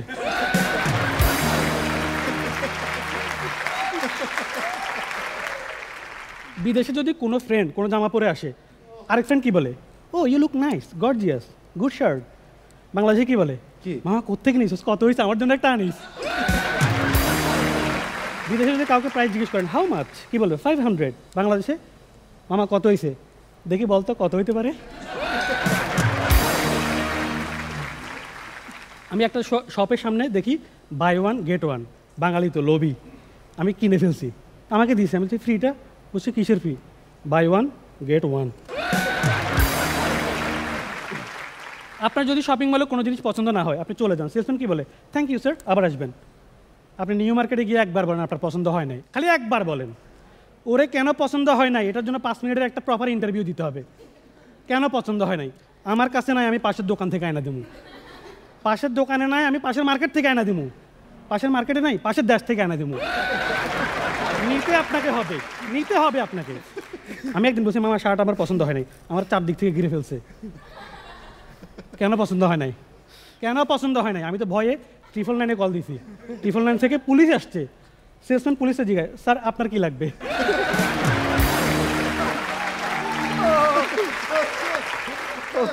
আচ্ছা এখন তো আমরা অনলাইন থেকে সবাই শপিং করি, ঠিক না, অনলাইন থেকে আমরা সবাই করি। আপনি যদি অনলাইনে কিছু একটা সার্চ করেন দেখবেন রিলেটেড অনেকগুলো প্রোডাক্ট শো করতে থাকে। আমি একবার গরিব আমি একবার ভুলে শুধু সার্চ করছিলাম বাংলাদেশে মার্সিডিজ বেঞ্জের গাড়ির দাম কত, তারপর থেকে তো আমার ওয়ালে খালি আসতেছে কি প্রিয়জনকে নিয়ে ঘুরে আসুন দুবাইতে, 3 দিন 2 রাত, মাত্র 10 লাখ টাকা মাত্র। বাজারে এলো iPhone 16 Pro Max, তারপর স্বপ্নের বাড়ি কিনুন কানাডাতে, এগুলো তো আমার অকাদের বাইরে। আমি চিন্তা করলাম আচ্ছা আমাকে অকাদি ফিরতে হবে, আমি কী করবো, কিছু লো বাজেট চিন্তা করতে হবে। আমি সার্চ দিলাম NTV জাহাঙ্গীর ভাই, তারপর আমার ওয়াল অকাদে চলে আসছে, বলতেছে 90 টাকায় 3টি বক্সার, ফ্রি ডেলিভারি, 20 টাকা ক্যাশব্যাক, সাথে থাকছে পুরাতন বক্সার এক্সচেঞ্জ করার সুবিধা। জাহাঙ্গীর ভাই সাথে থাকছে পুরাতন বক্সার এক্সচেঞ্জ করার সুবিধা, থ্যাংক ইউ।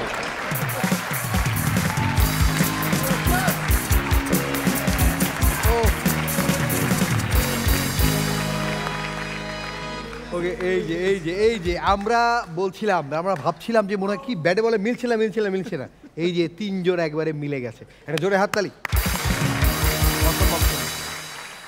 অসাধারণ, এবং এত সুন্দর ক্যারেক্টার অ্যানালাইসিস, মনে হচ্ছে যেন আমি নিজে কোনো ক্যারেক্টারের মধ্যে আমি নিজেই ছিলাম ওখানে।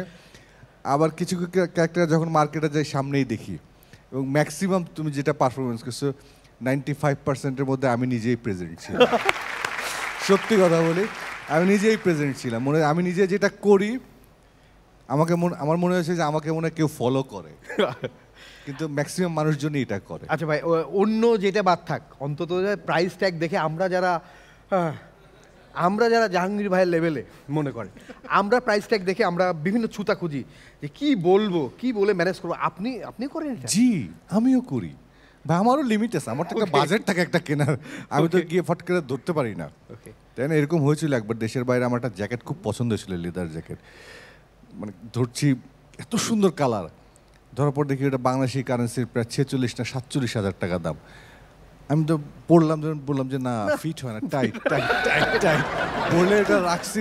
সেলসম্যান আমাকে বলছে যে এটার যে বড় সাইজ আছে আমি আনতেছি, ও যেই না ভিতরে গেছে আমি বেরিয়ে গেছি। আচ্ছা, শবনম ফারিয়া কমেন্টস করবেন, কিন্তু তার আগে আমি জানতে চাই আপনি কোন মার্কেটে কেনাকাটা করেন, আগে বলেন। সবগুলো অ্যাকচুয়ালি মার্কেট ওভাবে যাই না, আমি অনলাইনে বেশি শপিং করি। ওকে, মানে মার্কেটে। আচ্ছা, অনলাইন মার্কেট তো সেদিন হলো, তার আগে কি? তার আগে আমি অভিনয় শুরু করার পর থেকে যেটা হয় হচ্ছে ওই কাপড় কিনে টেলারকে দিয়ে বানাতাম, কারণ অনেক বেশি কাপড় লাগে তো মার্কেটে, কাপড়ের যেই দাম ওটা আসলে কুলায় না, এত কস্টিউম আমাদের বানাতে হয়, সো ওইভাবে আসলে আমি। ওকে, ঠিক আছে, কোথায় মার্কেট করেন সেটা জানি না, কিন্তু সেই দর্জিকে কেন জানি হিংসা হচ্ছে। কেন হচ্ছে জানি না। ওকে, এবার বলেন। হ্যাঁ,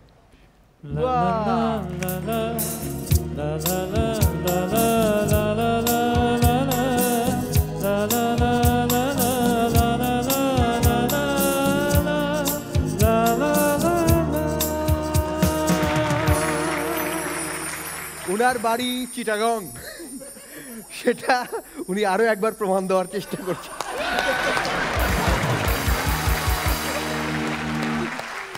ওকে, আমি বলি শপিং মলে যেটা হয় যে আমি একটু এটা জানতে চাই যে ছেলেরা তো যায়, ছেলেদের তো ওপেন, মেয়েরা ওই রুমটায় ঢুকে আবার হাসতে হাসতে বের হয়ে আসে। কি আনন্দ সেখানে পায় মেয়েরা ওই বক্সের মধ্যে, ওই যে পর্দা করা থাকে। আপনি কখনো সার্চ করেছে আপনাকে কখনো ওই যে শপিং মলে ঢুকতে যেখানে? হ্যাঁ, তো সবাইকে যেমন সার্চ করো ওটাই। হ্যাঁ, অনেক মেয়ে মিষ্টি হেসে বের হয়ে আসে। না, মেয়েদেরকে গায়ে হাত দেন, একটা মেশিন দিয়ে এরকম ইয়ে করে। ও মেশিন, সেটা আরো আনন্দদায়ক। Sorry, ready? হ্যাঁ, ওর একটা জোকসও বলছিল না যে কিনে গিয়ে বাসায় কম দাম বলে। তো আমি দামি কোনো কিছু কিনি না, আমি সবসময় চেষ্টা করি সবচেয়ে কমে যেটা কেনা যায়। একটা জিনিস আমি দামি কিনি, সেটা হচ্ছে ব্যাগ। তো ব্র্যান্ডের ব্যাগের তো একটু দাম বেশি থাকে, তো সবসময় আমি আম্মাকে গিয়ে বলি, আম্মা এটা আমি সেলে পেয়েছি 60%, 70%, 80% সেলে, এত টাকা। তো আম্মু এত দাম। তো মাঝখানে এরকম কিছুদিন আগে একটা কিনলাম, আমি বললাম যে মা এরকম 80% সেলে। আম্মু বললে কি হ্যাঁ দামটা একটু বেশি, তাও আমাকে একটা এনে দাও। অ্যাকচুয়ালি ওটা আমি কোনো সেলে কিনি নাই। সো এটা এরকম হয়। রিয়াজ খুব ভালো ছিল। লাস্ট এপিসোড যেটাতে তুমি এসেছিলে, আমি খুবই ডিসঅ্যাপয়েন্টেড ছিলাম। আমি তোমাকে বলেছিলাম যে এটা রিয়াজ না, বাট রিয়াজ কি সেটা আজকে রিয়াজ দেখিয়ে দিল।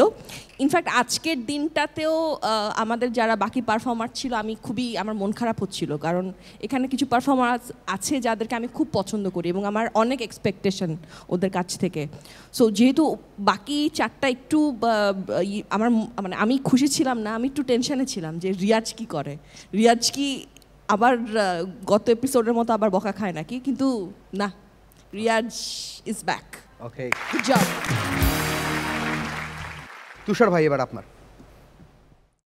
রিয়াজ তো বরাবরই ভালো পারফর্মার, আর ও যখন আসে না, ও যখন পারফরমেন্স করে, ও এমন এক একটা সাবজেক্ট চুজ করে এবং সেটাকে ফিল্মের মতন সামনে নিয়ে আসে। আমরা যে সিনেমা দেখতেছি কি হচ্ছে এবং জীবনের সাথে মেলানো, এবং সেটাকে এত সুন্দর প্রেজেন্টেশন, সব কিছু মিলে অসাধারণ, খুব ভালো ছিল রিয়াজ।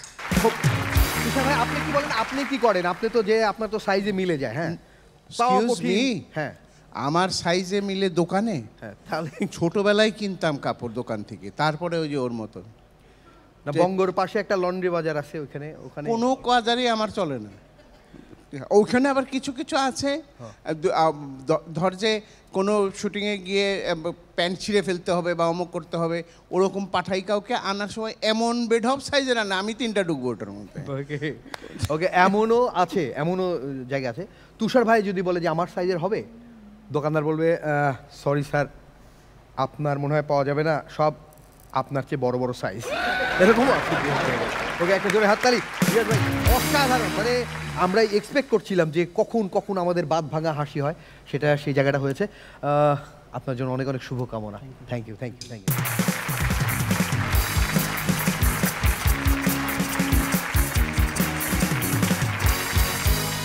ওকে, এই এপিসোডের 5 জন পারফর্মার তাদের দুর্দান্ত পারফরমেন্স দিয়েছে। এবার ফলাফল দেখা বাকি, সেই সাথে বলে রাখি একটি স্পেশাল পারফরমেন্স রয়েছে আমাদের পুরাতন যারা ছিল তাদের মধ্যে অন্যতম 2 জন আজকে একসাথে জমজমাট একটি পারফরমেন্স দিতে চলেছে। এই রাজ্য কাঁপাতে আসবে, একটা যুদ্ধ চলছে এবং এই যুদ্ধে যে হবে জয়ী পুরো সিজনের, যে হবে চ্যাম্পিয়ন, মার্সেল তাকে দিচ্ছে নগদ 5 লক্ষ টাকা। যে হবে ফার্স্ট রানার আপ, তার জন্য মার্সেলের তরফ থেকে থাকছে আকর্ষণীয় পুরস্কার, থাকছে সেই সাথে 3 লক্ষ টাকা। যে হবে সেকেন্ড রানার আপ, মার্সেল তাকে দিচ্ছে 2 লক্ষ টাকা। প্রত্যেক এপিসোড উইনার পুরস্কার পাচ্ছে, যারা চলে যাচ্ছে তারাও খালি হাতে যাচ্ছে না, প্রত্যেকের জন্য পুরস্কার থাকছে। মার্সেলের জন্য জোরে হাততালি হোক। বাংলাদেশের মানুষদের নিয়ে সাজানো, বাংলাদেশের মানুষের জন্য বাংলাদেশের পারফর্মার, আর মার্সেল সেটাও আমাদের বাংলাদেশের। একটা জোরে হাততালি মার্সেলের জন্য। এই যে এত মার্সেল মার্সেল করছি, কেউ খালি হাতে ফেরে না, যে আসে সেই পুরস্কার পায়, তাই তো কবি বলেছেন, আরে কেউ ফেরে না খালি হাতে, মার্সেল হাসর দরবারে। যে এসেছে সেই পেয়েছে, যে এসেছে সেই পেয়েছে, পেয়েছে দুহাত ভরে, কেউ ফেরে না খালি হাতে মার্সেল হাসর দরবারে, কেউ ফেরে না খালি হাতে মার্সেল হাসর দরবারে। এই গান এত আবেগ দিয়ে গাইলাম, এই তিনজন কেন গাইলো না আমি একটু কারণ জানতে চাই। সাইবুল ভাই কি না কেন কেন কেন একটু মাইক্রোফোন নেন, কি মন খারাপ কেন, কি কি বলতে চান? আমি তো মন খারাপ করে আগে একবার বলছিলাম। মিরু বলো, মিরু বলো, মিরু বলো, ঘটনা কি, ঘটনা কি বলো, মিরু বলো। না মানে রেগুলার শুনি তো ঘোষণা হয়, আমাদের নিয়ে কোনো ঘোষণা হয় না। আচ্ছা, সেজন্য একটু মন খারাপ। ঘটনা কি আজকে হঠাৎ করে, মানে অন্যদিন মন খারাপ হয় কিন্তু আজকে আবার দেখানোর চেষ্টা করা হচ্ছে, ঘটনা কি এখানে স্পেশাল কেউ আসছে নাকি? আজকে আমরা চোখে একটু বেশি দেখতেছি, চোখে আমরা বেশি দেখছি, আমরা অন্ধকারে দেখতে পাচ্ছি যে আমাদের অতিথি এসছেন, আমাদের এর আগে এসেছিলেন আমাদের এই অনুষ্ঠানে, আজকেও তাকে পেয়েছি। আজকের এপিসোড কেমন লাগলো বা দর্শকদের সাড়া কেমন সব কিছু শুনতে চাই। মার্সেলের ডিইডি আমাদের মুস্তাফিজ ভাই তিনি এসছেন, প্লিজ সেই সাথে মামুন ভাই আছেন, আমরা একটু চাইবো একটু আসেন, আজকে চোখের সামনে থেকে দেখলেন আমাদের এপিসোড।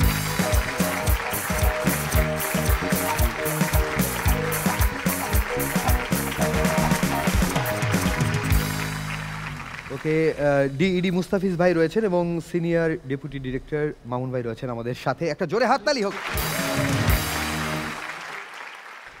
কি মনে হয় যে প্রত্যাশা নিয়ে শুরু করে দিয়ে গিয়েছিলেন সেই এক্সপেকটেশন কি ফিল আপ হচ্ছে নাকি আজকে দেখে কি মনে হলো একটু যদি বলেন? প্রথমেই ধন্যবাদ জানাচ্ছি সবাইকে। প্রোগ্রামটাকে এনটিভি প্লাস হচ্ছে আমাদের সম্মানিত জাজেস প্লাস হচ্ছে আমাদের মেন্টর সবাই মিলে বাংলাদেশের এমন একটি প্রোগ্রামে নিয়ে গেছেন যে সবাই অধীর আগ্রহে থাকে। তো আমরাও এখন থেকে চাচ্ছি যত দ্রুত এবং কি কন্টিনিউয়াসলি প্রোগ্রামটা করা যায় এবং এই প্রোগ্রামের জন্য যত প্রকার সাপোর্ট দেওয়া দরকার আমাদের পক্ষ থেকে আমরা সেটা ইনশিওর করব। বাহ, আসলে আমি প্রতিবার প্রত্যেকটা সিজনেই এসেছি, এবার এই সিজনে প্রথম আসলাম। মন যখন খারাপ থাকে তখনই আসলে চেষ্টা করি মার্সেল হাজো দেখার জন্য, এবং এখানে আসলে মনটা অনেক ভালো হয়ে যায় এবং খুব মন খুলে হাসতে পারি। ধন্যবাদ, থ্যাংক ইউ। মুস্তাফিজ ভাইকে আমি শুধু বলতে চাই যে ভাই অফিসে থাকে, আমিন ভাইও যেহেতু একই অফিসে থাকে, মুস্তাফিজ ভাই ওখানে আড্ডা হয়, যে আপনি তো আনন্দ করতে শুটিংয়ে চলে যান, আমরা অফিস করতে হয়, আপনি তো এই শুটিংয়ের ছুতো দিয়ে হাসতে চলে যান। কিন্তু ভাই আপনি দেখেছেন যে মান সম্মানের কোন জায়গাটায় ওনাকে কোনো কিছু বলতে তিনজন বিচারককে বাকি রাখা হয় না, মানে এখানে এসে আনন্দ না, কতটা যদি উনি রিস্কে থাকেন, না জানি আজকে আমার বাড়ির কোন ঘটনা বলে ফেলে, না জানি অফিসের কোন ঘটনা বলে ফেলে, আজকে তো উনি অনেক টেনশনে আছে, না জানি আমার কোন বিষয়টা আজকে আপনি এসে জানেন না, সবচেয়ে হচ্ছে ওনার পারিবারিক সবকিছু সবাই জানে। ওকে, ভাবি কবে বের করে দেয়, বাজার করতে গিয়ে কি প্রবলেম হয় সব আমরা জানি। আর বিষয়টা খালি কিন্তু এই মঞ্চের মধ্যে থাকে না, সারা বাংলাদেশ সবাই ওকে, আমিন ভাই একটু টাচ দিয়েছে, মানে আমাদের সবার প্রত্যাশা এর আগেও হয়েছিল যে আমাদের মেন্টররা অনেক কষ্ট করে, যদি বেসিক্যালি মেন্টরদের ব্যাপারটা নিয়ে আমি বলবো যে গতবারও মেন্টরদের জন্য একটা সারপ্রাইজ ছিল। সো প্রতিবারই আমরা চাচ্ছি যে মেন্টরদেরকে একটু সারপ্রাইজ করার জন্য, মেন্টরদেরকে এখন আমরা বলবো না যে তাদেরকে কি দিচ্ছি, বাট আমি এটা বলবো যে তারা যেটুকু এক্সপেক্ট করবে ইনশাল্লাহ আমরা তাদের থেকেও তার বেশি কিছু দিব। না না না, মেন্টরদের এবার সবচেয়ে বড় সমস্যা, ওরা আবার বলছে যে রনি না হলে আমরা নিব না। ভাই বললেন না, বলছে যে ভাই একটু মাথায় রাখবেন, রনি ভাইও আমাদের পরিবারের, তো রনি ভাইয়ের বলার কিছু নাই, রনি ভাই আমাদের সাথে আছে, আমরা সবাই মিলে আসলে একটা পরিবার, সো আমরা সবাই মিলেই আনন্দ করব, রনি ভাই আমাদের সাথে থাকবে। থ্যাংক ইউ, ধন্যবাদ সবাইকে। এই যে আমরাও খেয়াল রাখি, হ্যাঁ, যে এই রাজ্যের প্রত্যেকটা প্রজা যেন হাসি মুখে থাকে, কারো যেন কোনো রকম কোনো কষ্ট থাকে না। এরকম একটা দুর্দান্ত পারফরমেন্স আসতে চলেছে, দুইজন আসবে কাঁপাতে এই রাজ্যটাকে, আমাদের প্রিয় দুইজন পারফর্মার, একজন মাসুদ, একজন নাবিলা, দুজনই হাসো সিজন 5 থেকে আসছে কাঁপাতে। হুঁশিয়ার সাবধান, উড়াধুরা রাজ্যের তার ছেঁড়া সম্রাট, প্রজাদের নয়নমণি, মহারানীদের ক্রাশ, বিদ্রোহী সেনাদের আতঙ্ক, সুলতানের সুলতান, বাংলাদেশের নবাব মাসুদ উদ্দিন খান দেহলভি দরবারে হাজির হচ্ছে।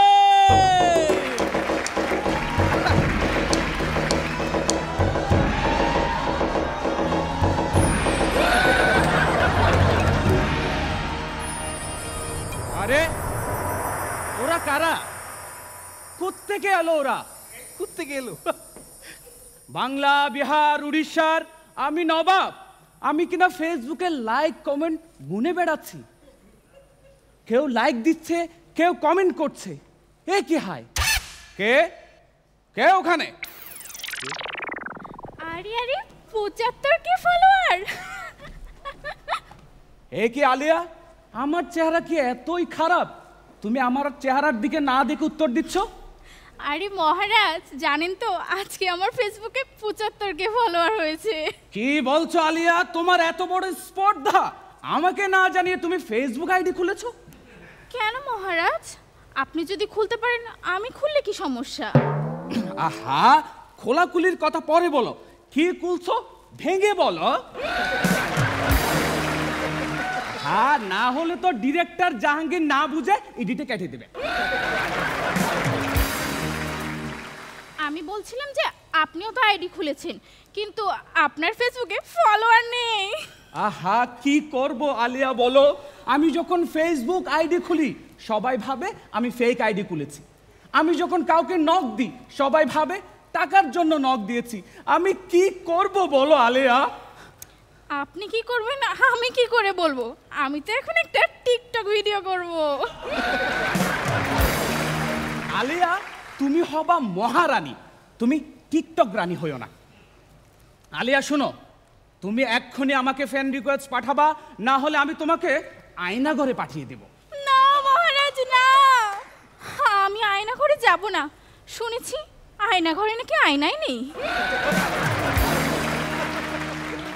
আহা আলিয়া, তুমি সবকিছু সিরিয়াসলি নিচ্ছ কেন? তুমি আমাকে ফ্রেন্ড রিকোয়েস্ট পাঠাও। মহারাজ, হ্যাঁ, এসব কথা বাদ দিই। আচ্ছা, আমাদের রাজ্যে কি আবার ঘসেটি বেগম? হ্যাঁ, ঘসেটি বেগম এসেছে। আরে তুমি কিভাবে বুঝলা ঘসেটি বেগম এসেছে? আজ সকালবেলায় আমাকে ফ্রেন্ড রিকোয়েস্ট পাঠিয়েছে। তুমি কি রিকোয়েস্ট অ্যাকসেপ্ট করেছো? মাথা খারাপ, আমি তো দেখেই ব্লক করে দিয়েছি। আহা, কেন ব্লক করেছো? আরে আপনি জানেন না, উনি তো আলো আসবে গ্রুপের সদস্য ছিল। আলো আসবে গ্রুপ? সেটা কি আবার বিদ্যুৎ গ্রুপের কোনো গ্রুপ নাকি? না না মহারাজ, এটা হলো তাদের গ্রুপ যাদের শরীরে কারেন্ট বেশি। আলিয়া, তুমি নিশ্চয়ই ওই গ্রুপের সদস্য? না মহারাজ। তাহলে তোমাকে ধরলে আমার কারেন্ট আসে কেন? মহারাজ, হ্যাঁ, আপনি এসব কথা বাদ দেন। আপনি বরং বলেন আপনি আমাকে এই মতে ব্লক কেন করেছেন? তুমি আমাকে ইমুতে ব্লক করেছো, আমি তোমাকে করেছি কারণ তুমি প্রথম এসএমএস এ লিখছিলা ভিডিও কলে 500, অডিও কলে 300।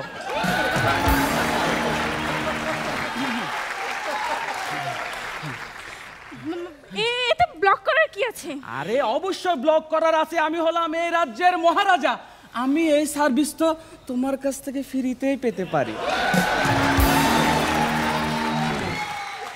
নাটক কম করো পিও।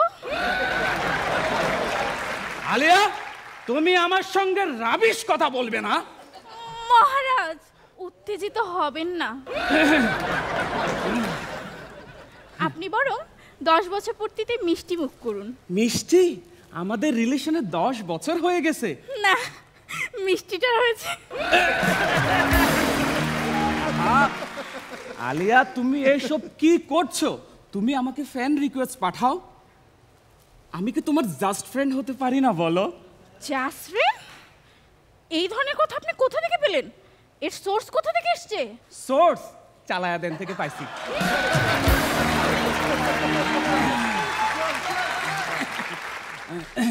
মহারাজ, হ্যাঁ, এই যে এইটা আমি কালকে অনলাইনে দেখেছি, বুঝছেন? এটা আমার অনেক পছন্দ হয়েছে।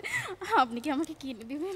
না না না না আলিয়া, আমি তোমাকে এটা কিনে দিতে পারি না, কারণ ডেলিভারি ম্যান যখন আসবে আমার রাজ্যে ইস্ট ইন্ডিয়া কোম্পানি ঢুকে যাবে, আমার রাজ্যের সর্বনাশ হয়ে যাবে।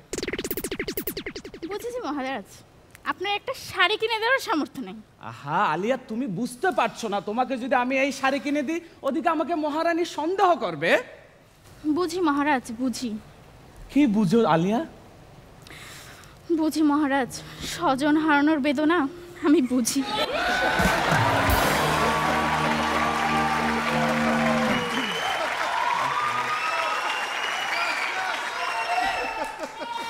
আলেয়া আলেয়া আমাদের যদি পুত্র সন্তানের জন্ম হয় সেই হবে এই রাজ্যের মহান অধিপতি। কিন্তু মহারাজ, ঘোষেটি বেগম কি সেটা কখনো মেনে নিবে? জ্বালা, অন্তর জ্বালা, রে জ্বালা। আরে শুধু এই জ্বালা না, আমার অনেক জ্বালা। আমি রাজ্য হারা, সিংহাসন হারা, আমি সম্পদ হারা। মহারাজ, আপনি নামটা চেঞ্জ করে হারাধন রেখে দিই। না না, আমি আবার অত কিছু হারাই নাই। আলিয়া শুনো, তুমি এখন যেই কাজটা করবা, তুমি আবার আমাকে ফ্রেন্ড রিকোয়েস্ট পাঠাও। আমরা মহারাজ, ঘোষেটি বেগমের কোনো খবর শুনেছেন? না, কোনো খবর শুনি নাই। তুমি কি তার কোনো খবর জানো? হ্যাঁ মহারাজ, শুনেছি আমাদের রাজ্যের পাশের রাজ্যে অবস্থান করেছে, খুব তাড়াতাড়ি আশ্রয় নিয়েছে, আর তিনি বলেছেন যে কোনো সময় চট করে ঢুকে যাবে। আলিয়া, আমি তো ভাবছি সেই কি রূপে ফিরে আসে। মহারাজ, মির্জাফর যদি আপনার উপরে আক্রমণ করে তখন কি আপনি পালিয়ে যাবেন? পালাবো না, পালাবো না, প্রয়োজনে মির্জাফরের বাড়িতে গিয়ে উঠবো।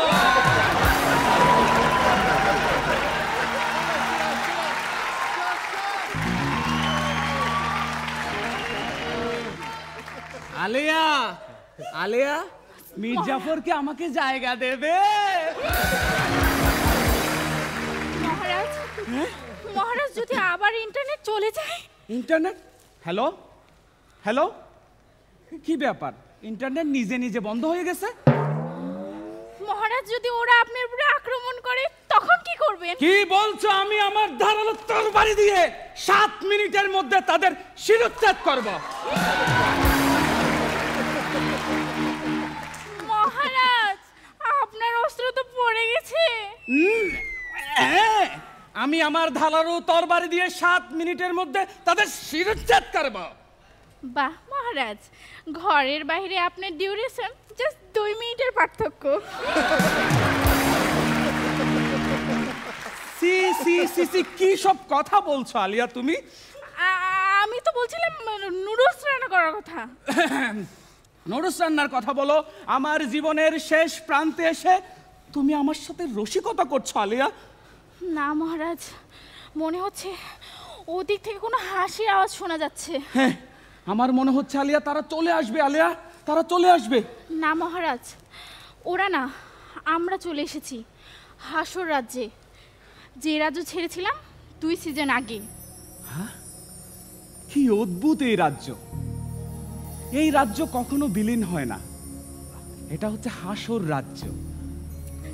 হাসির রাজা কখনো পালায় না, সব সময় টিকে থাকে। যারা প্রজাদের মনে কষ্ট দেয় তারা পালিয়ে যায়, আর যারা এই হাসুর রাজা, হাসির রাজা, তারা কখনো পালায় না।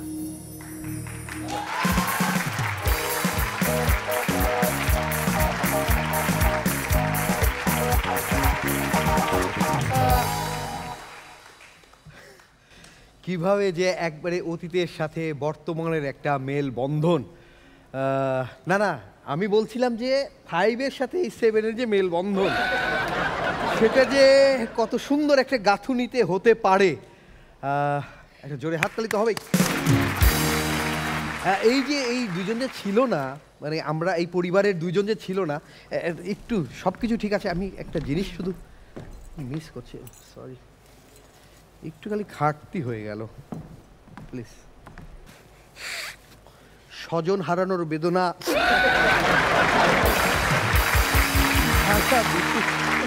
না না, যেহেতু এরা আমাদের পরিবারেরই ছিল না এতদিন, সেটা বলছিল। বিচারকরা টেনশনে পড়ে গেছে কি রিয়াকশনটা দেওয়া যায়। ওকে, একটা জোরে হাত তালি।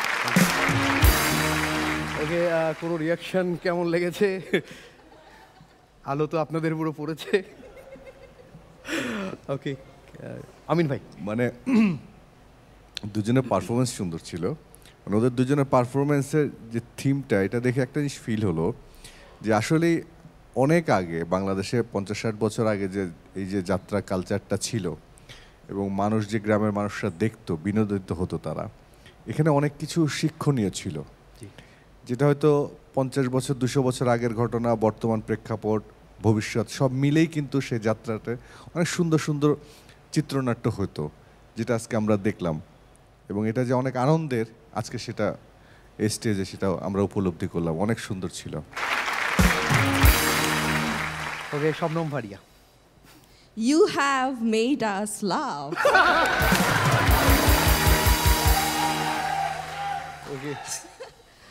আমি আসলে মাসুদের পারফরমেন্স এর আগে কখনো দেখিনি। আমি জানি না, দর্শকরা হয়তো জানবে না, মাসুদ আমাদের সাথে বিহাইন্ড দ্য স্ক্রিনে কাজ করে এবং আমরা ওকে অনেক জ্বালাই, বকাঝকা দিই, কিন্তু মাসুদ যে এত ভালো পারফর্মার মানে আমি জানতাম না। মাসুদ এবার ভালো হয়ে গেছে, খুব ভালো। তোমার পারফরমেন্সও খুব ভালো ছিল। আমি মাসুদের কথা আলাদা করে বলছি কারণ ও সবসময় আমাদের সাথে থাকে, ও বকাঝকা খায়, জ্বালা যন্ত্রণা দেয়, প্রতিদিন ছবি তুলতে চায়, খুব জ্বালায়, কিন্তু এত ভালো পারফর্মার জানলে প্রতিদিন ছবি তুলতাম। গুড। একে যে দারুণ লাগছে, আজ তো ফার্স্ট দেখলেন, একে তো দেখেননি, ও 5-এও দুর্দান্ত ছিল। যদি নাবিলাকে কিছু বলেন। কিন্তু খুব ভালো ছিল, দুজনের কেমিস্ট্রি খুব সুন্দর ছিল, খুব ভালো ছিল। দুজনকে দারুণ লাগছে, কিন্তু আপনাকেও দারুণ লাগছে, নাইস অ্যান্ড অ্যাট্রাকটিভ। ওকে, তুষার ভাই, আপনারা অনেক আপনি কমেন্টস করবেন আমি জানি, একটু খালি বলে রাখি যে পথনাটক আমরা অনেক দেখেছি, সেখানে কিভাবে পথনাটকের মধ্যে দিয়ে, মঞ্চনাটকের মধ্যে দিয়ে সমসাময়িক অনেক বিষয় তুলে ধরা হয় এবং অ্যাকচুয়ালি এটা মঞ্চকর্মীরা, থিয়েটার কর্মীরা, শিল্পীরাই বলবে। এবং এটা যদি অনেক আগে থেকেই বলার চর্চাটা থাকে না, কখনো আসলে কোনো রাজাই অ্যাকচুয়ালি প্রজাদের মনকে উপেক্ষা করে সেই এক্সট্রিম জায়গায় হয়তো পৌঁছাতে পারে না। যোগ বেদবিন না, আমি জাস্ট আমি ওই প্রথম থেকে ইনফ্যাক্ট মাসুদকে দেখছিলাম, আর যখন মাসুদ ঢুকছে ওকে দেখেই যে হাসি শুরু করছে ফারিয়া, এবং তখন আমি মানে অনেস্টলি পারফরমেন্স আমি যতটা না দেখেছি, আমি অল থ্রু আমি মাসুদকে দেখছিলাম যে মাসুদের প্রথম দিককার পারফরমেন্স কী অবস্থা ছিল, তারপরে যে কোন জায়গায় গেল, টিম ওয়ার্ক খুব ভালো ছিল, দুজনের পারফরমেন্স খুব এনজয় করেছি।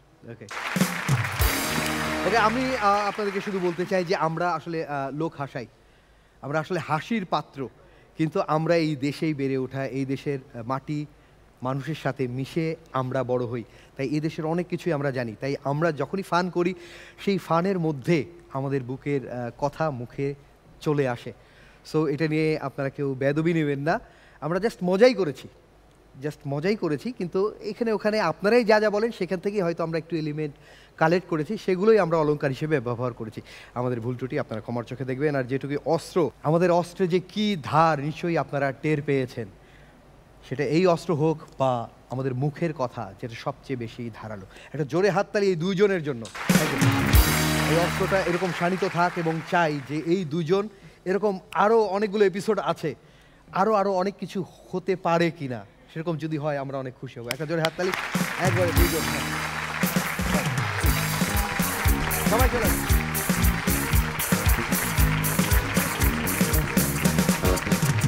এই পর্বে সবাই চলে আসেন প্লিজ, এই পর্বে সবাই নাচতে নাচতে প্লিজ।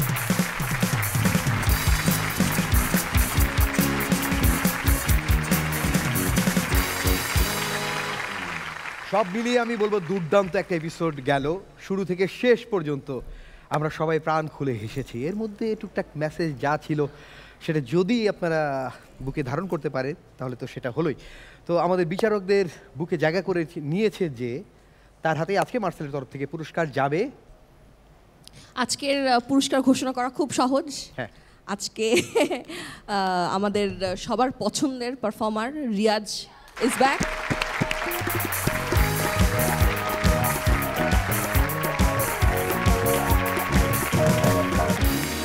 প্রিয় দর্শক, আজকের মতো বিদায় নেব। এই নাইট গার্ড রাত জেগে পাহারা দেবে, আর আমরা চেষ্টায় আছি, পাহারায় আছি যে কিভাবে সবসময় আপনাদের মুখে হাসি ধরে রাখা যায়। প্রত্যেক বৃহস্পতি এবং শুক্রবার রাত ঠিক 9:30 থেকে আমাদের এই ডিউটি শুরু হয় আপনাদেরকে হাসি মুখে রাখবার জন্য। দেখা হবে আগামী সপ্তাহে। সে পর্যন্ত ভালো থাকুন, সুস্থ থাকুন। আজকের মতো বিদায়।